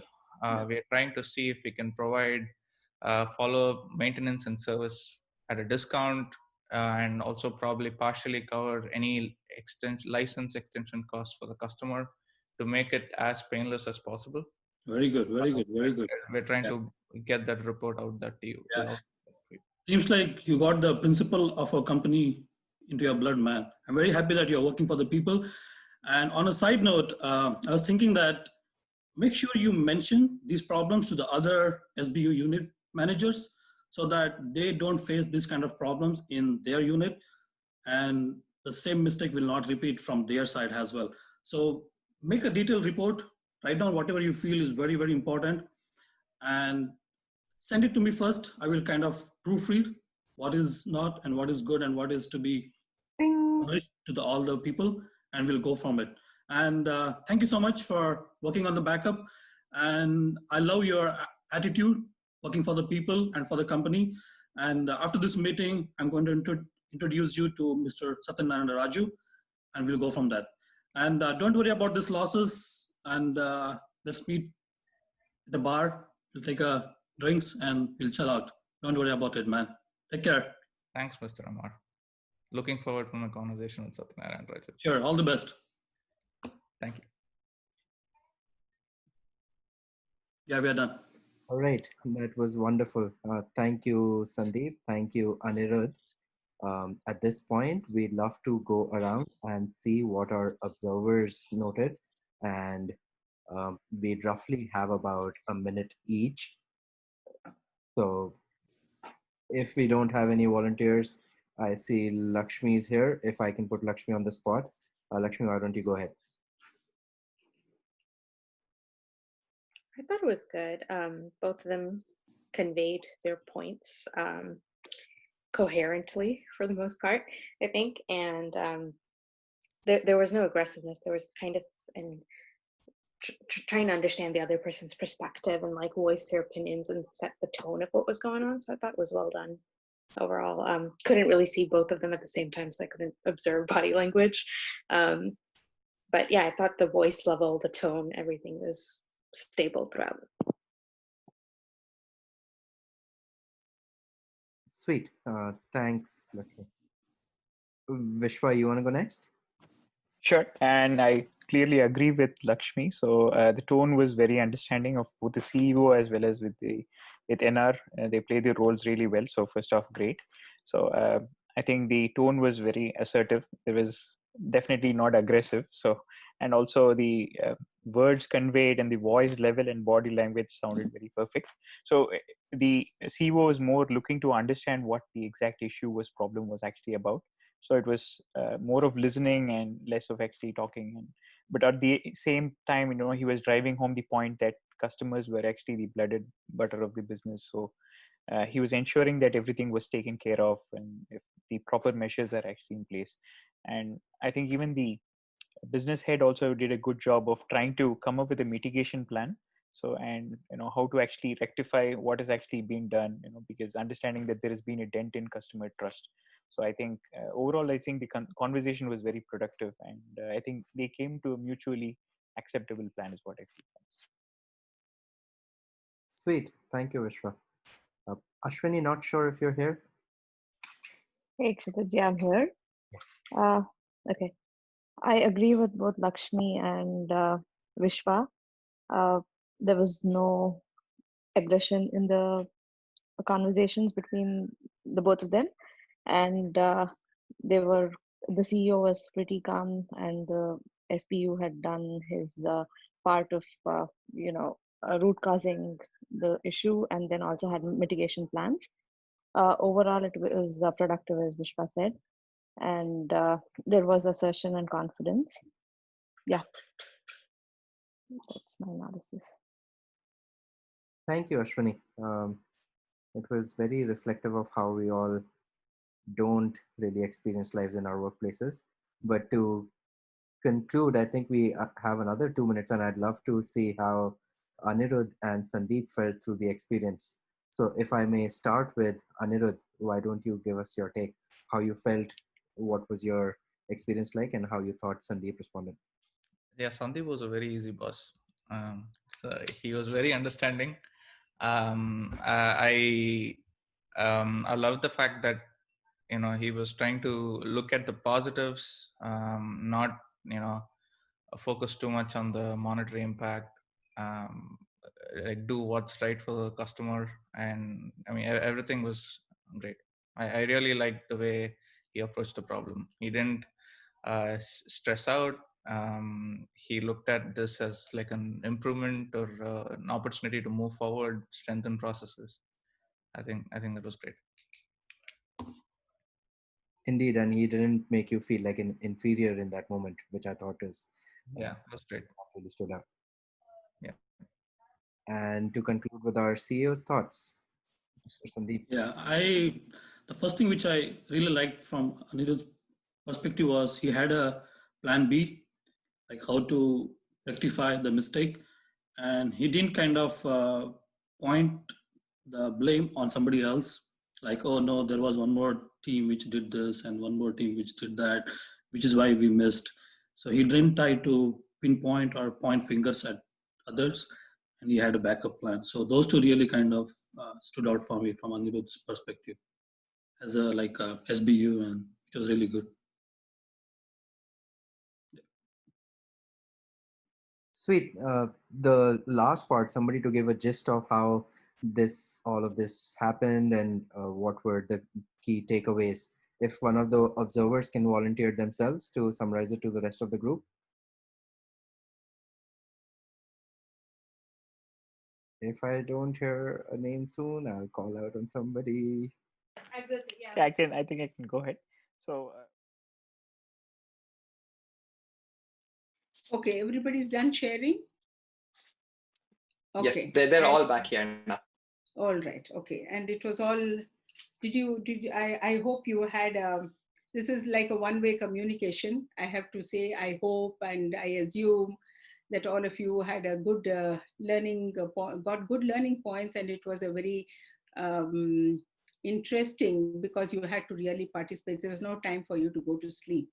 So that was the intention, to make sure that you don't go to sleep, and to also let you know how difficult listening is, which all of you have been doing. You did for more than half an hour. You listened to me, to what I had to say through the slides and all that. They're very, very difficult because it's, as a speaker, it's easy to speak, but to be listening is very difficult. And all of you did a good job, I'm sure. And the last one, when Jagannathan was giving the feedback and part of it, Lakshman, I thought it went off very well. I was present for the Manisha's session, and I just had to say this, that when Manisha and her CEO, they were talking, sorry, I don't get the names of everyone very clearly.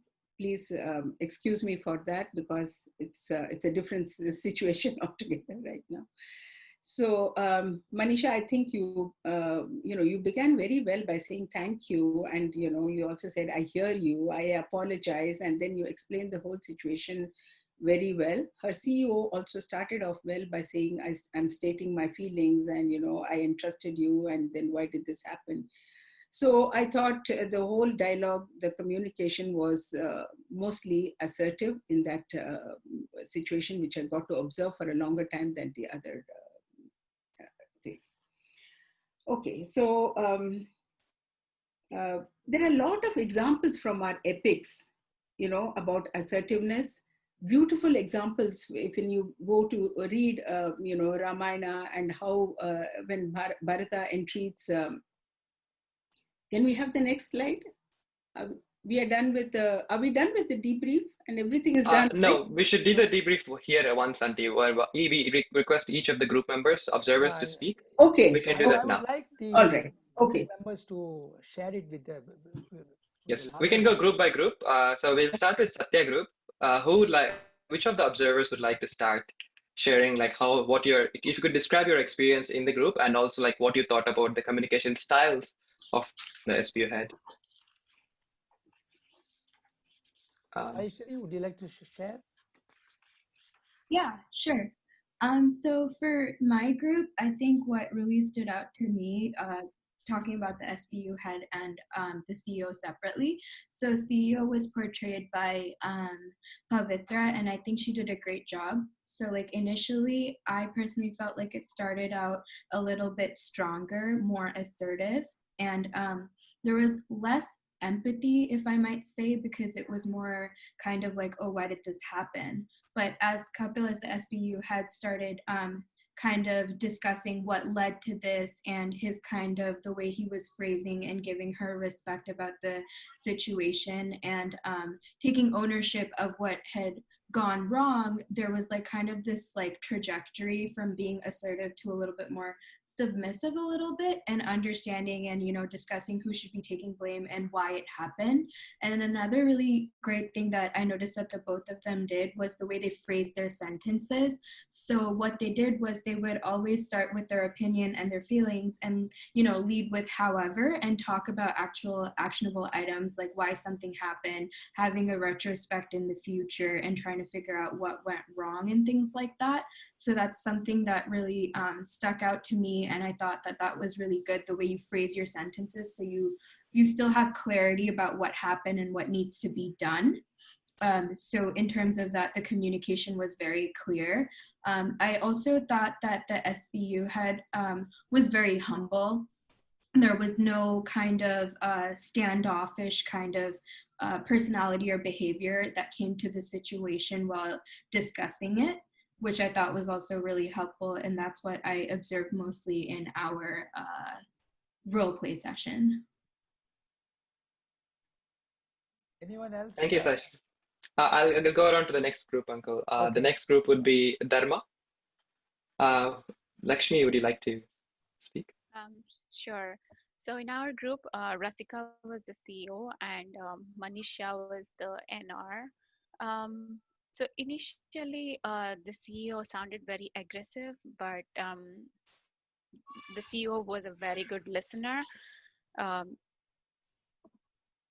For some time, the NR's talk felt like a monologue, talk for a long time, but the CEO did a very good job of listening. And finally, the talk became from being aggressive to a point where neither parties invalidated the other person's feelings, and they both clearly agreed on what the next step should be done. What are the next steps? Yeah. And yeah, the NR did a very good job of not putting down anybody, neither the team nor herself, displayed a lot of self-respect and very optimistic, and also gave a personal touch, bringing the father, the founder of the company. That's all. And Prema group?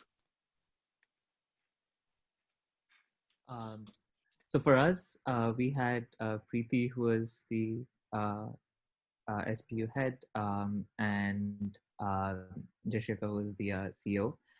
So we had the CEO present an overview of the entire situation. I think it was very interesting to see how she started off as being assertive at first and identifying what was going on.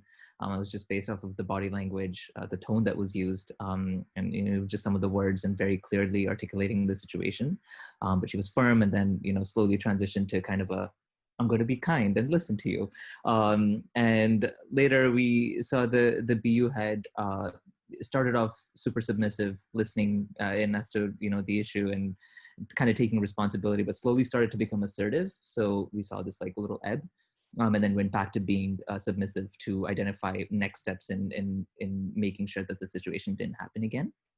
I think Preeti did a great job in echoing, I think, what Lakshmi also had to say, a lot of self-respect in taking collective responsibility of the entire situation rather than saying, hey, it was another team's fault.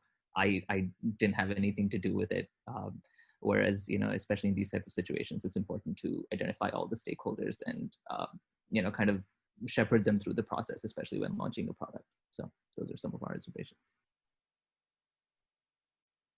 Thank you, Sharon. I think the Prema group. The Prema group. We were Prema group. Sorry, Satyadharma Shanti group. We'll have L share from Shanti group. Yeah, so in our group, Ganapati was the CEO and Sanjana was the SBU head. So the CEO was quite aggressive. I was keeping count of how many times he interrupted the SBU head. I got at least 5 times. And this was throughout the meeting. So the tone was also rather strong, and I think it put the SBU head in a difficult position. And she responded by overcompensating, giving a lot of details about the mishap and taking full responsibility, throughout the meeting. So it was a very sort of submissive response. It felt more disciplinary than anything else, and there wasn't a lot of assertion from the SBU side, and so we were divided as to whether it was mutually beneficial or not. The observers understood that the CEO was in a really difficult position, but we didn't necessarily feel like the communication was as effective as it could have been. Thank you, Alicia. Sounds like a session that we shouldn't have missed. We should have all tried to go there. So thank you, Ganapati and Sanjana. It was very exciting. It was very good. Very fun to watch. Thank you. Representative from Ahimsa, who would like to go? I think it's me, Vishwanath. So yeah, go ahead, Vishwanath. Yeah. So I think the CEO as well as CEO's role was played by Sandeep and NR's role was played by Anirudh. I think both of them did a really good job, and the CEO's role was more assertive and his tone was very good. So, and he started off with trying to actually understand what the exact problem was and why there was actually a slip from the NR side. And also the NR also played a really good role, saying that, he didn't pinpoint it. There was no blame game. There was no finger pointing or anything of that sort. He clearly identified what was the exact reason behind this, why the launch actually slipped. So that was very clear from the NR side. And I think the tone was definitely assertive. And I could actually figure it out from the body language of the CEO. And even NR's body language was also very assertive. So I would definitely think that the meeting was very productive in the very end. Yep. Thanks. Thank you. Thank you again, once and again, for all the participants, both the observers and the role players, the SBU heads and the CEOs. We really appreciate your time and energy you put into it. Lalita Auntie, please, it's your floor now. Thank you.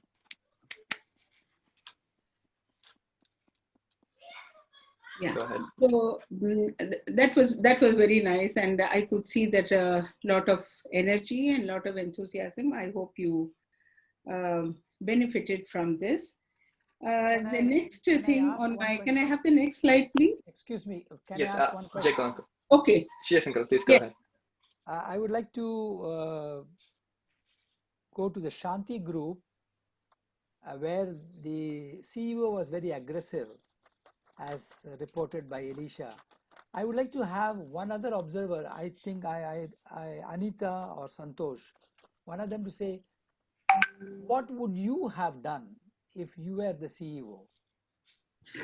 So, Anita wasn't there in the room. It was Harsha and Santosh. So okay, so probably, Harsha, yeah. Harsha or Santosh, any one of them. I can go. So to start off with, I think Sanjana had an extra layer of defense. So it was more geared towards submissiveness. But then in the document that I read, I was prepared to hear that the business unit head was going to transfer the blame to supply chain. But Sanjana had built a plan around defensive plan around shielding the supply chain and then taking the blame already. So that geared towards her being on the submissive side, then it gave an edge for the CEO to actually go aggressive. So Ganapati went on asking questions, which Sanjana was trying to defend all through. And then like it gives this false impression that CEO was taking the upper hand when actually Sanjana was taking the defense and actually taking the blame and ensuring that going forward something gets done, a corrective action gets done for this, and also how to recover from the fact that this happened. So either way, I felt that they should have balanced between both of them. Ganapati should have gone a little less aggressive, and Sanjana should have not been defensive to start with. Ganapati, now that you have heard and you are the only CEO who has been aggressive, so how would you react to this? Ganapati, mute. I think my takeaway from this feedback session particularly is that I should probably be less interrupting and listen more. And definitely that is one takeaway for me here. Very good. Good. It also started from Sanjana said herself being defensive. So that gave Ganapati upper edge to put himself on asking more questions. Okay. I want Kshitij as the moderator to say something about your observation of the role play. Yes, so I was in the Ahimsa conference room where Sandeep was the CEO and Anirudh was the SBU head. And Sandeep took a very almost ideal approach to leadership. Like he put out the problem statement and then he was ready to listen, which is, I was like, if only my boss was like this.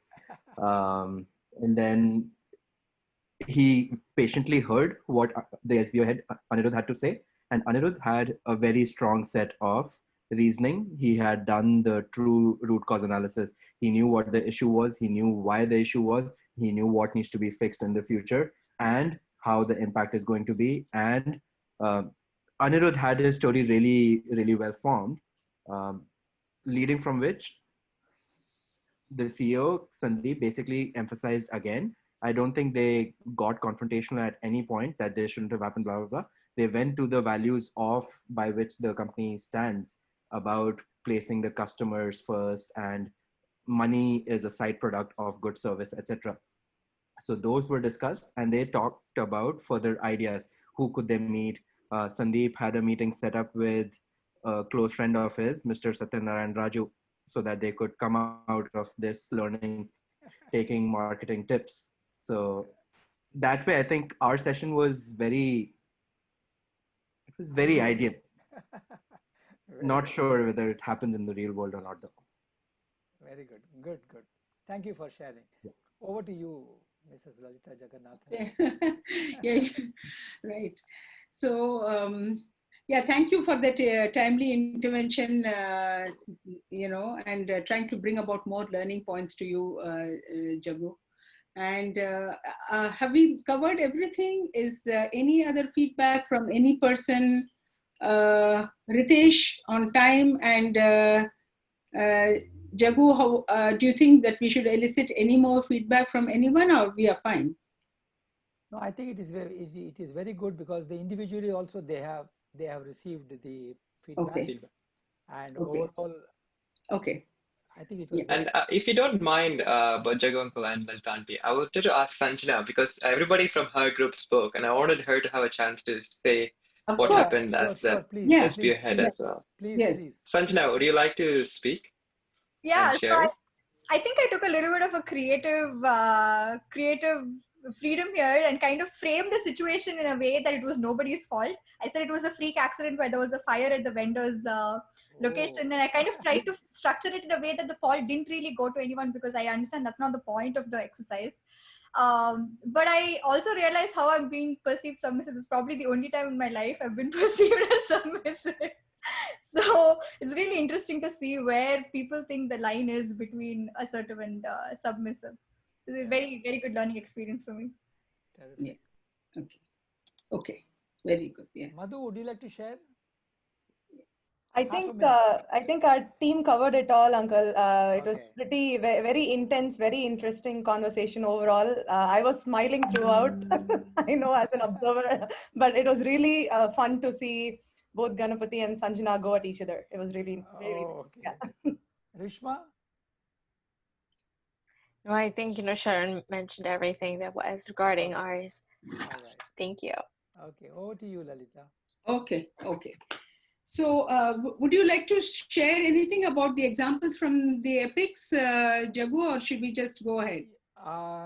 I think I'll just say only one thing, that our great epics, the Aitihasik Puranas as they're called. May I ask a question, please? Yes. We have the Q&A session separately also. Okay, sure. Okay, thank you. Unless you want to ask who is the speaker. Okay. Okay. Sorry to interrupt, Mr. Jagu, your audio, your volume is very low. If you can come. Yeah, that's what. Okay. Is it okay now? No, you need to have it a little higher. Is it okay now? Okay. Yes, much better. Thank you. Okay. Is it okay? Yeah. Yes. All right. Yes. Okay. The great epics of Ramayana and Mahabharata is resplendent and is full of excellent examples of how a communication should be effective as well as ineffective. Both the examples are there in plenty in number. And to talk of assertive communication, can you, all of you must have read Ramayana, at least heard about it. Can anyone think of an example of an assertive communication from Ramayana? Anyone? Sita. Conversations between Mother Sita and Lord Rama. Excellent, excellent example. When Rama was exiled and Sita was supposed to be left behind in Ayodhya, she convinced him very assertively, telling the same, turning the dharma rule back to Rama, saying that it is dharma of the wife to be walking the path of the husband. And she could assertively say that and get her results and the relationship as well, which was a brilliant thing, very good.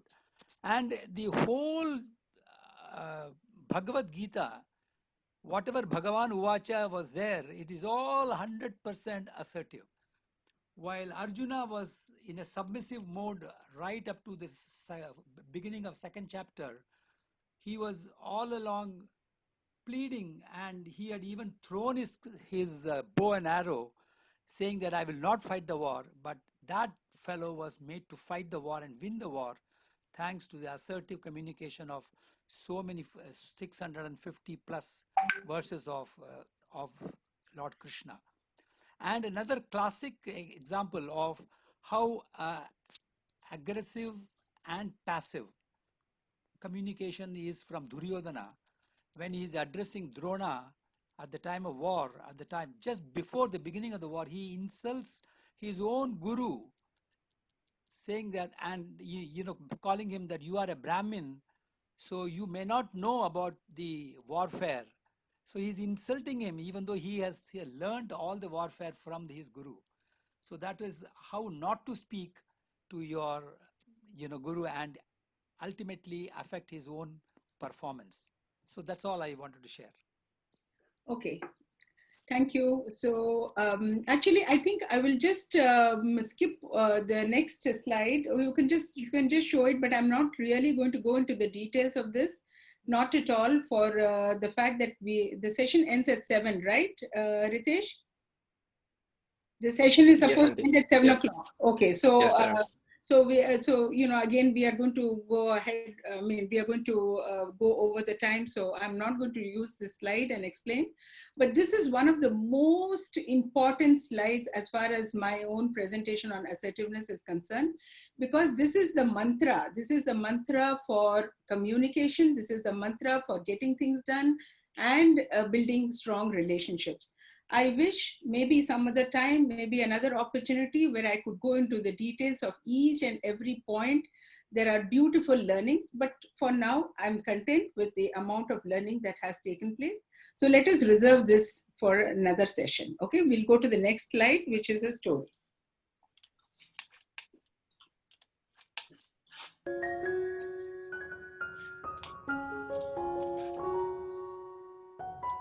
The sound, I think we need to have the sound. Long time ago, there lived a king who wanted to teach his son the most important rule to be a good king.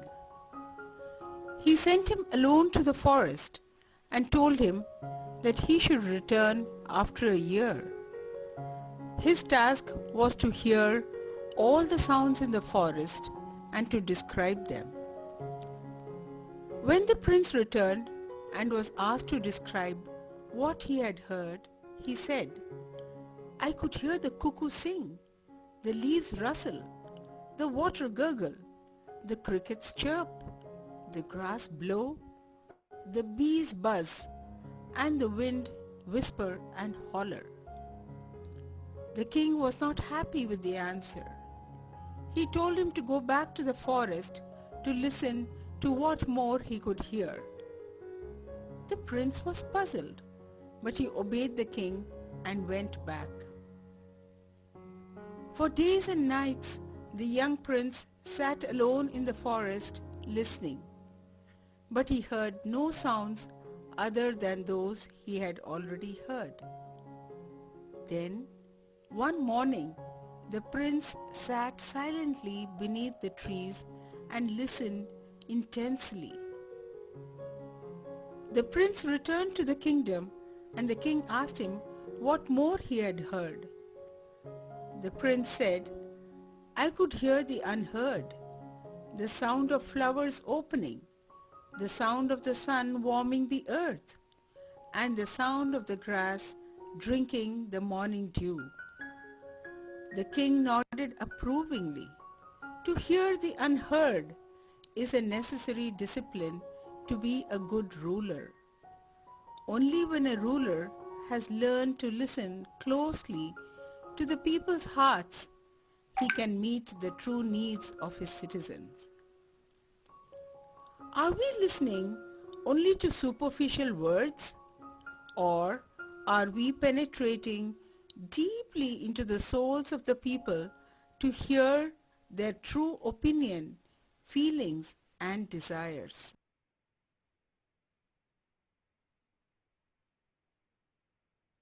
Okay, thank you so much. Can you hear me? Can you hear me? Okay. So this was the last slide, and I would just like to give a kind of a summing up for this, the sound of the forest, and learn to listen to the voice within, Swami's voice, which is so soft, so gentle, so reassuring, and filling us with a lot of confidence. Let us learn to listen to that voice. Let us learn to listen to the voice, the sound coming from outside, which is a manifestation of our dear Swami. Everyone around us is Swami. When we approach everybody, every situation as if it is Swami's testing, a test for us, and everyone is Swami himself, then the best mantra for assertiveness and successful in our communication. Saira. Yeah. Thank you so much for your conclusion, Auntie. And I just wanted to quickly just say here that it's 7 o'clock, and Auntie has very graciously, I know, offered to stay behind for an extended Q&A session. So we'd request all of you to, if you could spare them a few minutes to stay back and listen to each other's questions so that we can, enjoy this learning experience. Sorry, Auntie, over to you. if there are any questions.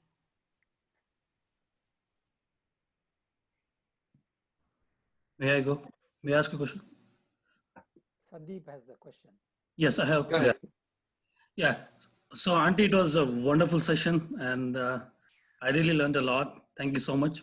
So my question is like based on like what I know, I mean like based on what I feel is, so when we are aggressive, it can be because of two reasons. One is because I'm more egoistic and I want it's I, or I can be aggressive because I'm more passionate of my job.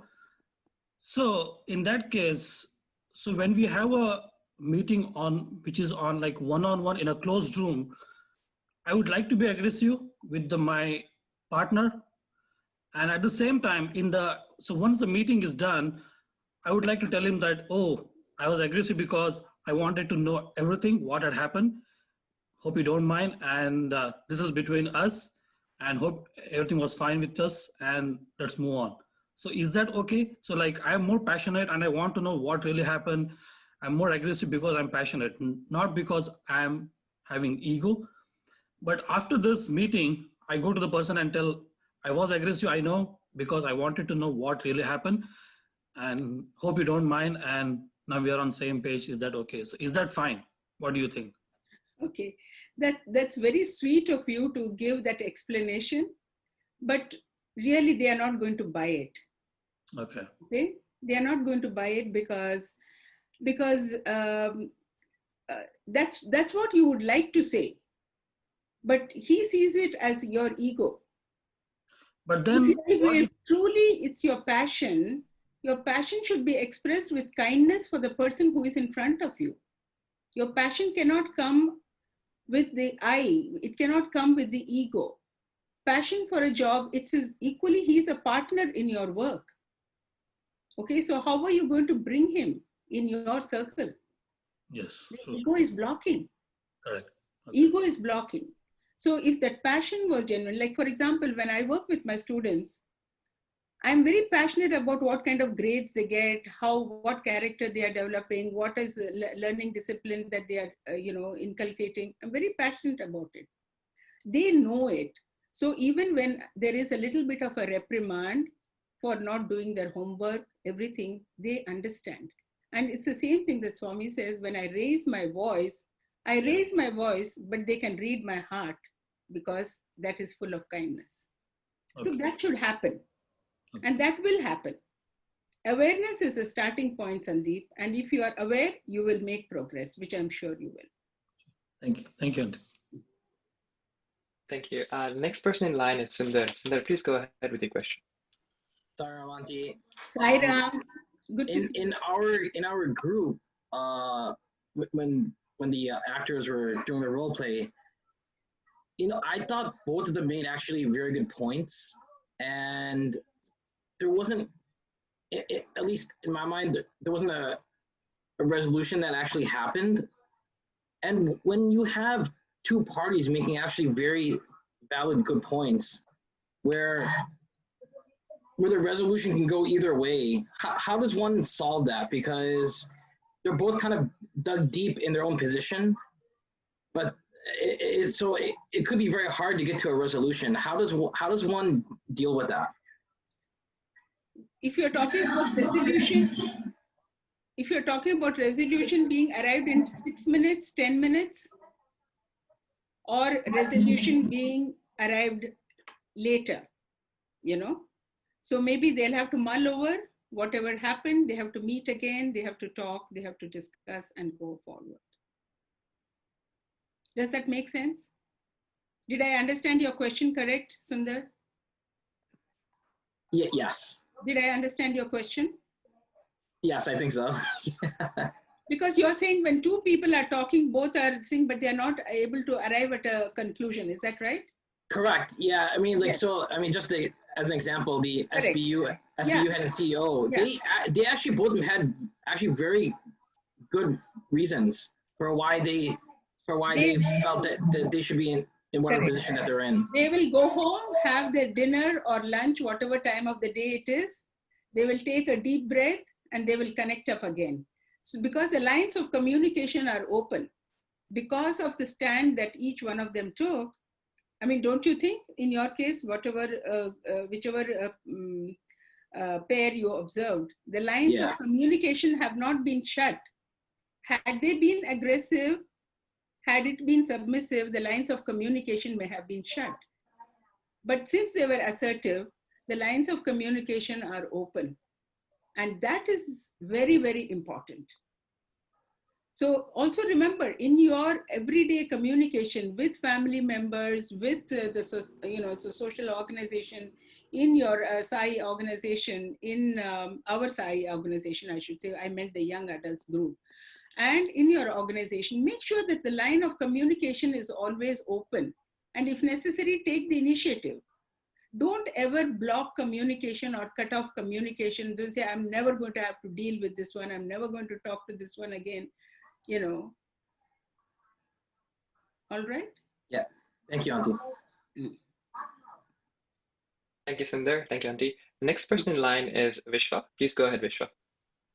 Hi, Ram, Lalita, Auntie. Thank you. Thanks so much for the wonderful session and these slides. So I think in my breakout session, I really had a good time listening to both Sandeep as well as Anirudh play both the CEO as the NR.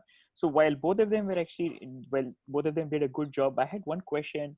So do organizations really owe an apology to customers, or do they normally need to explain it to the customer as to why this what was the primary reason behind the delay in the launch, or it could be even any other stakeholder like media or press? If you could just mention that would be great. Good organization, may I answer that question? Yes, yes.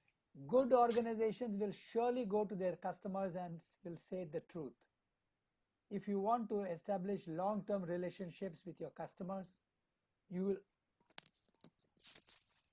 if you want to establish long-term relationships with the customers, then you better do that, because that is absolutely essential. I will tell you how even the suppliers, how they can come back to the customers and communicate. I will give you a classic example from Tata Motors and the TVS Lucas. Lucas TVS was supplying the truck, those wiper motors, which was full of copper, wrappings. Okay, copper wires are used heavily.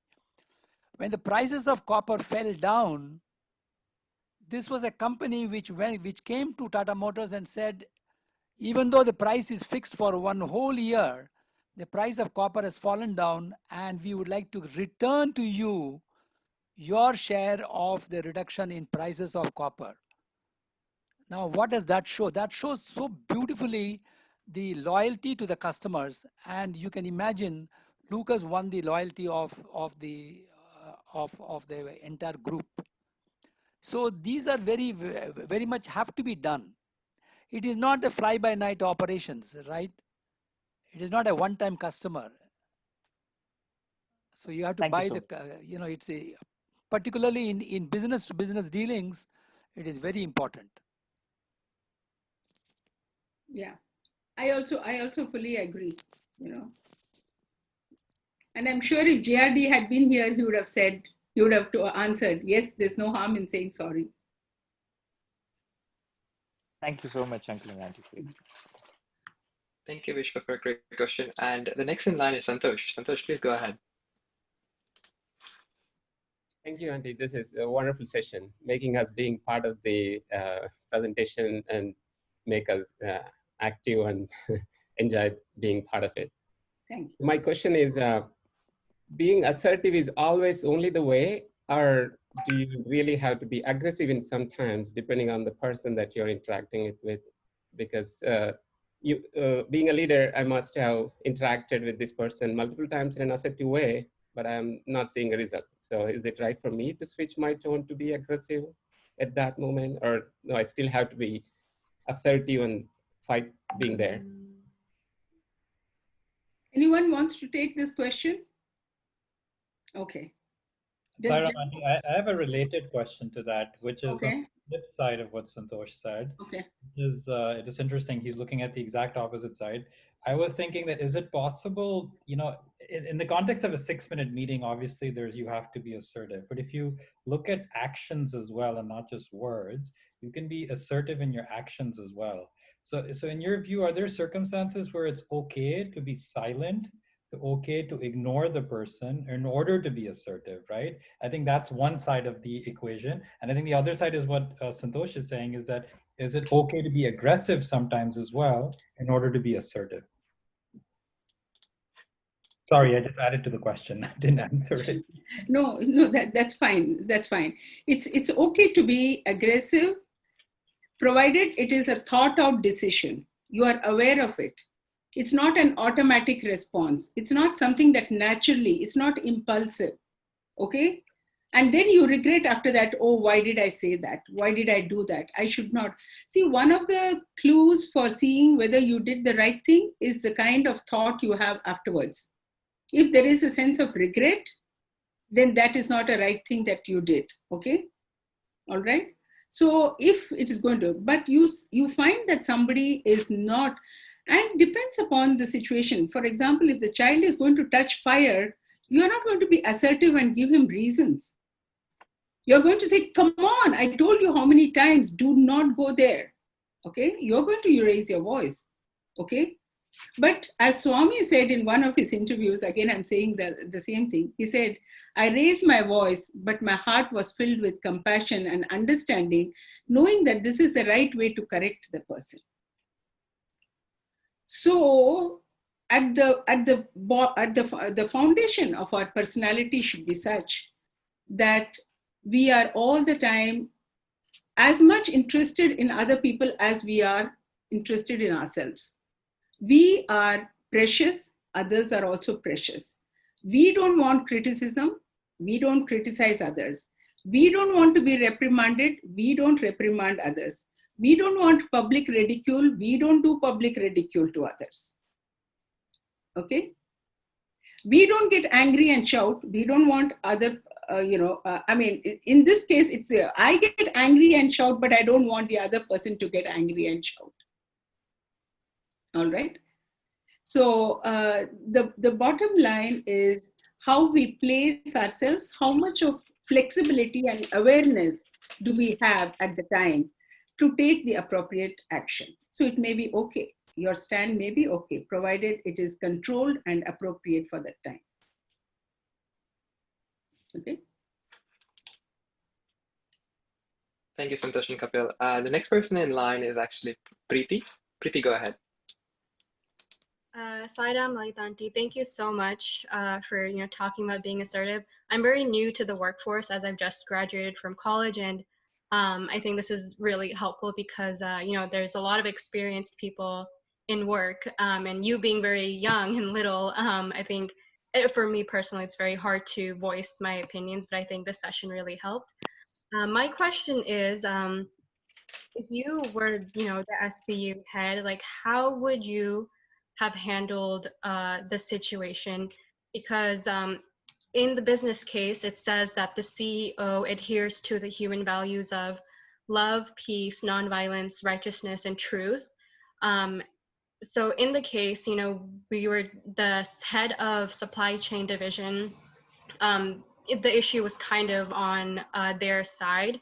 So if you were the SBU head, how do you adhere to truth and honesty, even while knowing that the issue was in a different department per se?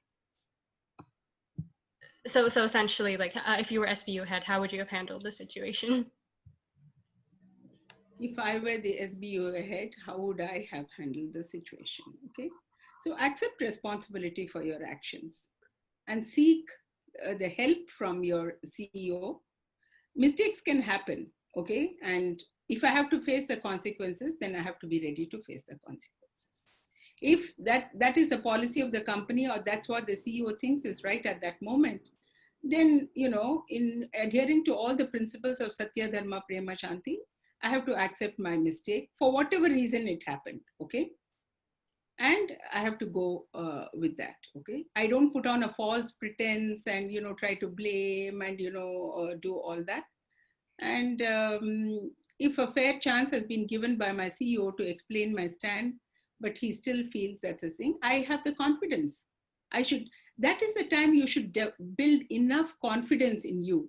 The world doesn't come to an end, okay? You know in your heart that you did your very best in that situation, but maybe Swami has some other opportunity for you. So let that experience not, shake your confidence, okay? Keep your confidence up. And one thing that you said about being very young, now that's another thing, for many people. I just remember when you said that, I remember I was out of my XLRI and I joined a company. I joined Telco. At that time it was called Telco. And my father was working in Telco. And my uncles were working in Telco. My grandfather had earlier worked in Tata Steel, which was at that time called Tisco. I was from the family, the youngest person to go, and everyone in the organization for me, the heads of the divisions were all, my father's equivalents were all uncles for me. But when I went to work, and when I was at work, I was equal to them. I put on that cap, I'm equal, I'm an officer, I'm a training officer, I'm a training manager, I'm a professional, I'm talking to you. I'm not thinking I'm right out of college, they are all, my father's contemporaries, they are much older, they have more experience. Don't let these thoughts come into your mind. You may be young, but you may be much wiser than, many other people, because they say with age comes wisdom, but for some people only age comes. Wisdom doesn't come. So don't ever think that because of your age and because of your inexperience, one day of experience of yours could be equivalent to 1 year's experience of someone else. That is the intelligence that you possess. So go with that confidence, and you are an equal partner as far as business is concerned. You are not a child or a fresh from the college, that kind of a feeling. It's how you feel about yourself, that confidence. Okay. You said it very well, Lalita, because that's exactly what happened in the Satya group between Kapil and Pavitra. Kapil was the SBU head, and he took that stand of the SBU head taking the full responsibility for that debacle. And Pavitra said, "I trust your words," and both of them arrived at a very amicable solution. So that was very good.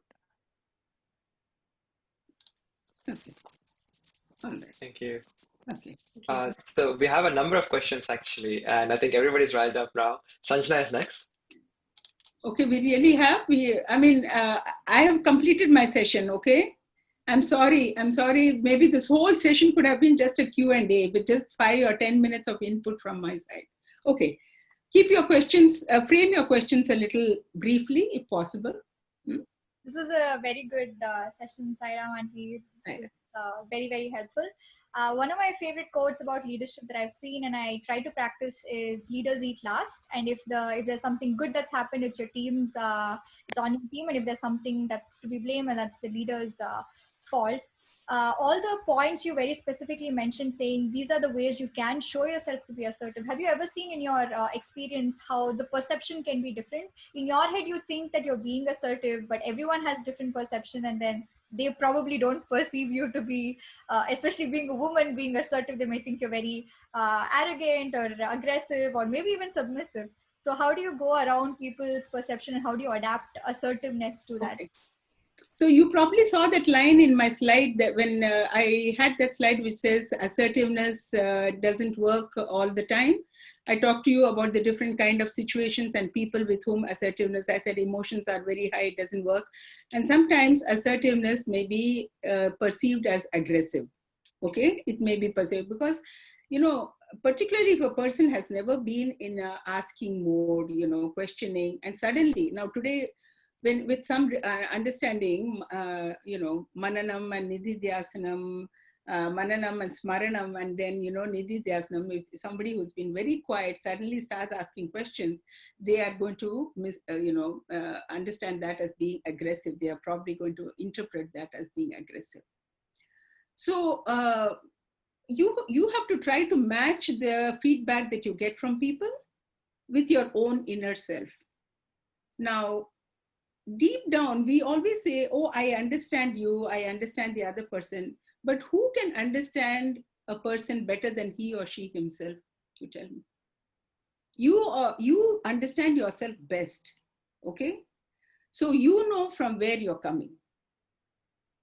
If you are coming with love, understanding, compassion, patience, willing to improve, willing to give in, willing to say sorry, if that how open you are, and then some feedback still comes to you that you are perceived as aggressive, if that is the situation, then you'll have to just continue and allow that person to change his opinion.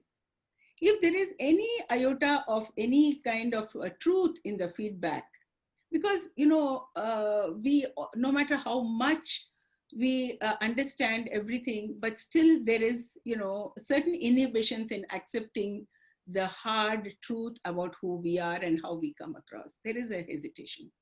So if there is any iota of truth, then accept that and work on it. And to work on changing his perception, you have to take the initiative. Don't give up saying that, oh, that is how he perceives. No, he perceives like that. Okay, so I have to work harder with some initiative. I have to communicate more with him, know him or her by the name, by the things, and go help. I have to change his perception, right? So what steps can I take to change the perception? That's what you have to do. Thank you. Okay. Thank you, Andy, for such a wonderful answer. And now I'll take this opportunity to make a quick plug for next week's session on giving and receiving feedback. So if you're enthralled by the Auntie's answer of how to receive that feedback, please do join next week's session for a fun explanation of that. The next is actually, I'll skip Kshitish for a second, and it's Rasika. Rasika, could you go ahead, please? Sure. Saira Mendy, thank you for a wonderful session. So, Auntie, I have a question here. So, if you were the CEO, how would you have handled the situation? Be aggressive. No, I saw. Let me just tell you. I think I was for the longest time with you. You did with Manisha, right? Yes. Okay. So you were the first person I saw in this thing, and I have noted down that you started by expressing your feelings, and then you went on to say why you did not communicate and why all that. Typical questions that are perfectly justifiable coming from your side. Okay, so if I were in your place, I would not let the communication be closed or communication be hampered in any way by trampling on the feelings of the person sitting in front of me. I would try to bring about certain good things that that person had done in the past and show that how much of trust I have and I have had and how much he or she can do. It all depends upon whether I want to show that person as not capable, whether I want to retain that person, continue with him, whether value the person. It depends upon all these thoughts that are in my mind. So if I were to see the profile of the SBU head, and also in this case, Manisha came out, she had a constant smile on her face, and that smile was not the kind of it's not the smile that was showing any amount of carelessness or I don't care whether whatever.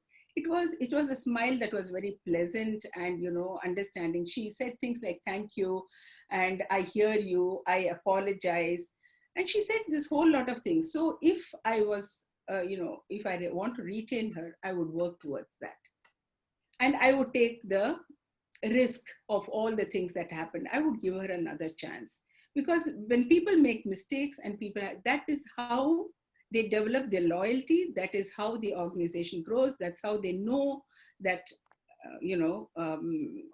that is how they know that how to take corrective action in future. You don't give them a chance, then nothing is going to happen, and that is the easiest thing to do. Sure, sounds good, Auntie. Thank you. Yeah. Thank you, Rasika. And we'll go for the very last question of the session, Auntie, and it's by Rajesh. Rajesh, please go ahead. Yeah. Hi. Just like a couple of things. I'm not sure how it goes.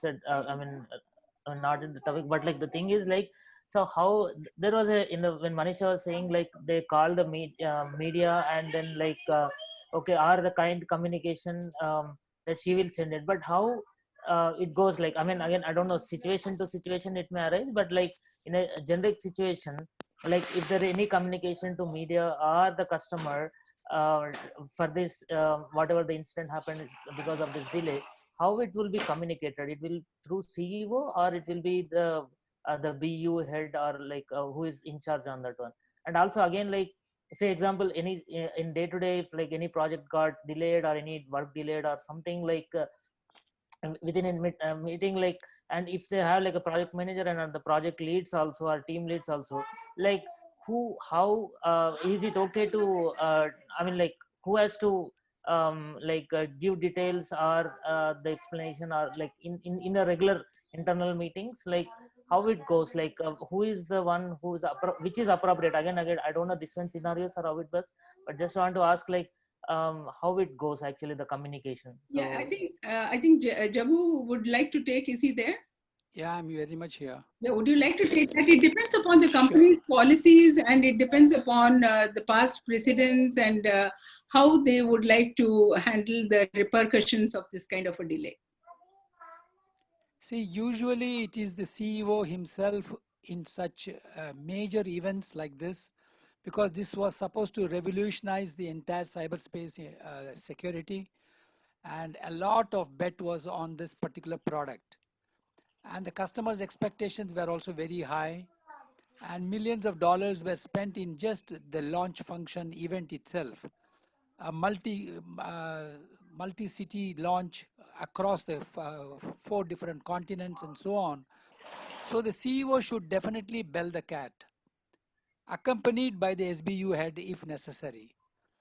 And to answer the other question is whether I think Rasika asked the question, if you were the CEO, what would you do? I would certainly retain that SBU head, because this is the costliest training program she or he has attended as a SBU head. Millions of dollars loss means that is investment which the company has incurred, and that is a training that she has got, right? And it is so expensive, and having learned it, we have to reap the full benefits of that learning. So I would, if I were the CEO, I will surely retain that SBU head.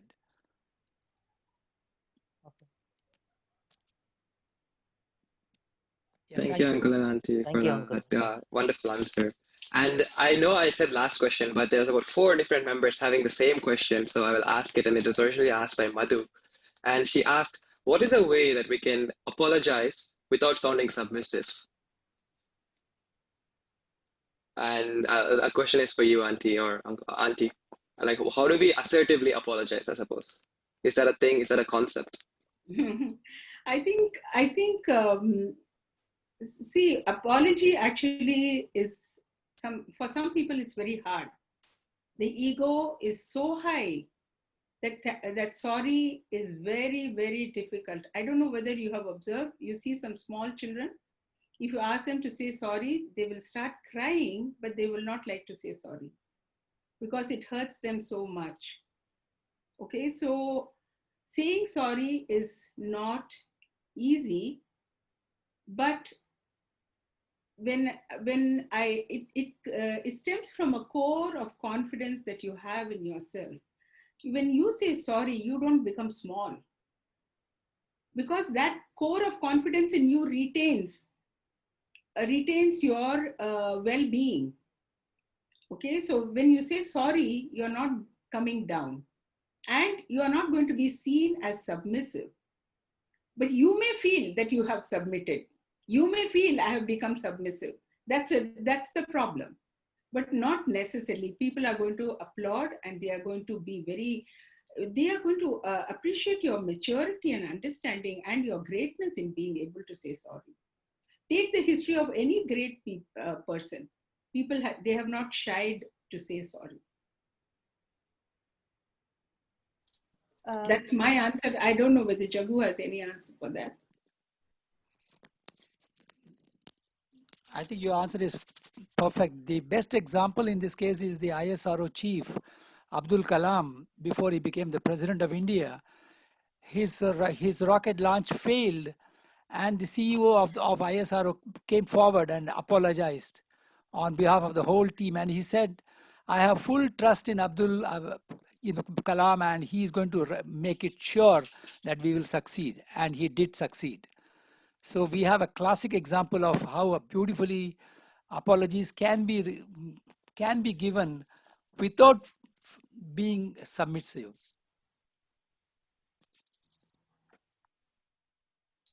Thank you, Nicole. I hope that satisfies you, Madhu, and the rest of you that had that question. Yeah, if you are still think over this, and if you still feel if there are any questions any other time, offline any other time, we can do it. Thank you.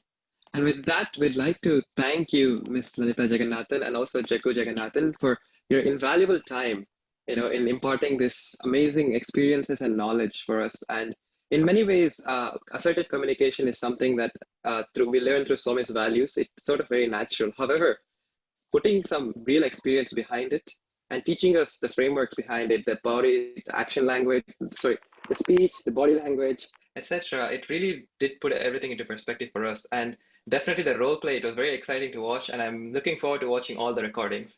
Thank you, Mrs. Lalita Jagannathan. And for everyone who has not yet filled out the feedback form, it was posted in the chat. Please do give us feedback. We would love to continue and improve the sessions going forward. So please do, Lalita Auntie has given us so much of her time. We should take a couple of minutes to give her some of our feedback. So please do that. And in the interest of time, I'll move forward. As I mentioned earlier, this is our 5th session, so we're actually at the very midpoint of our sessions at the ELWS. Next week, we will have Mr. Arun Balraman at the same time, 5:30 p.m. on August 8th, talking to us about giving and receiving feedback. It's a wonderful and exciting session. It's a very relevant session to most of us in many spheres of our life, especially in the corporate sphere. So please do attend. And if you have not yet registered, please do register at tinyurl.com/ELWS-register. Thank you. And with that, if you have more questions or concerns, as Auntie said, if you have more questions that you'd like to follow up on, please do email us at elws.ssio@gmail.com, and we'll get back to you as soon as possible. And more informally, you already know all of the organizers here, so please do reach out to one of Madhu, Kshitij, Rishma, or myself. And with that, we'll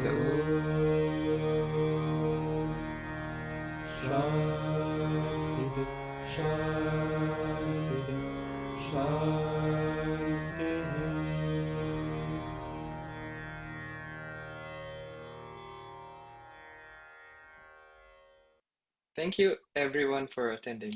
Sarah. Thank you. ॐ साईश्वराय विद्महे सत्यदेवाय धीमहि तन्नः सर्वप्रचोदयात् ॐ साईश्वराय विद्महे सत्यदेवाय धीमहि तन्नः सर्वप्रचोदयात्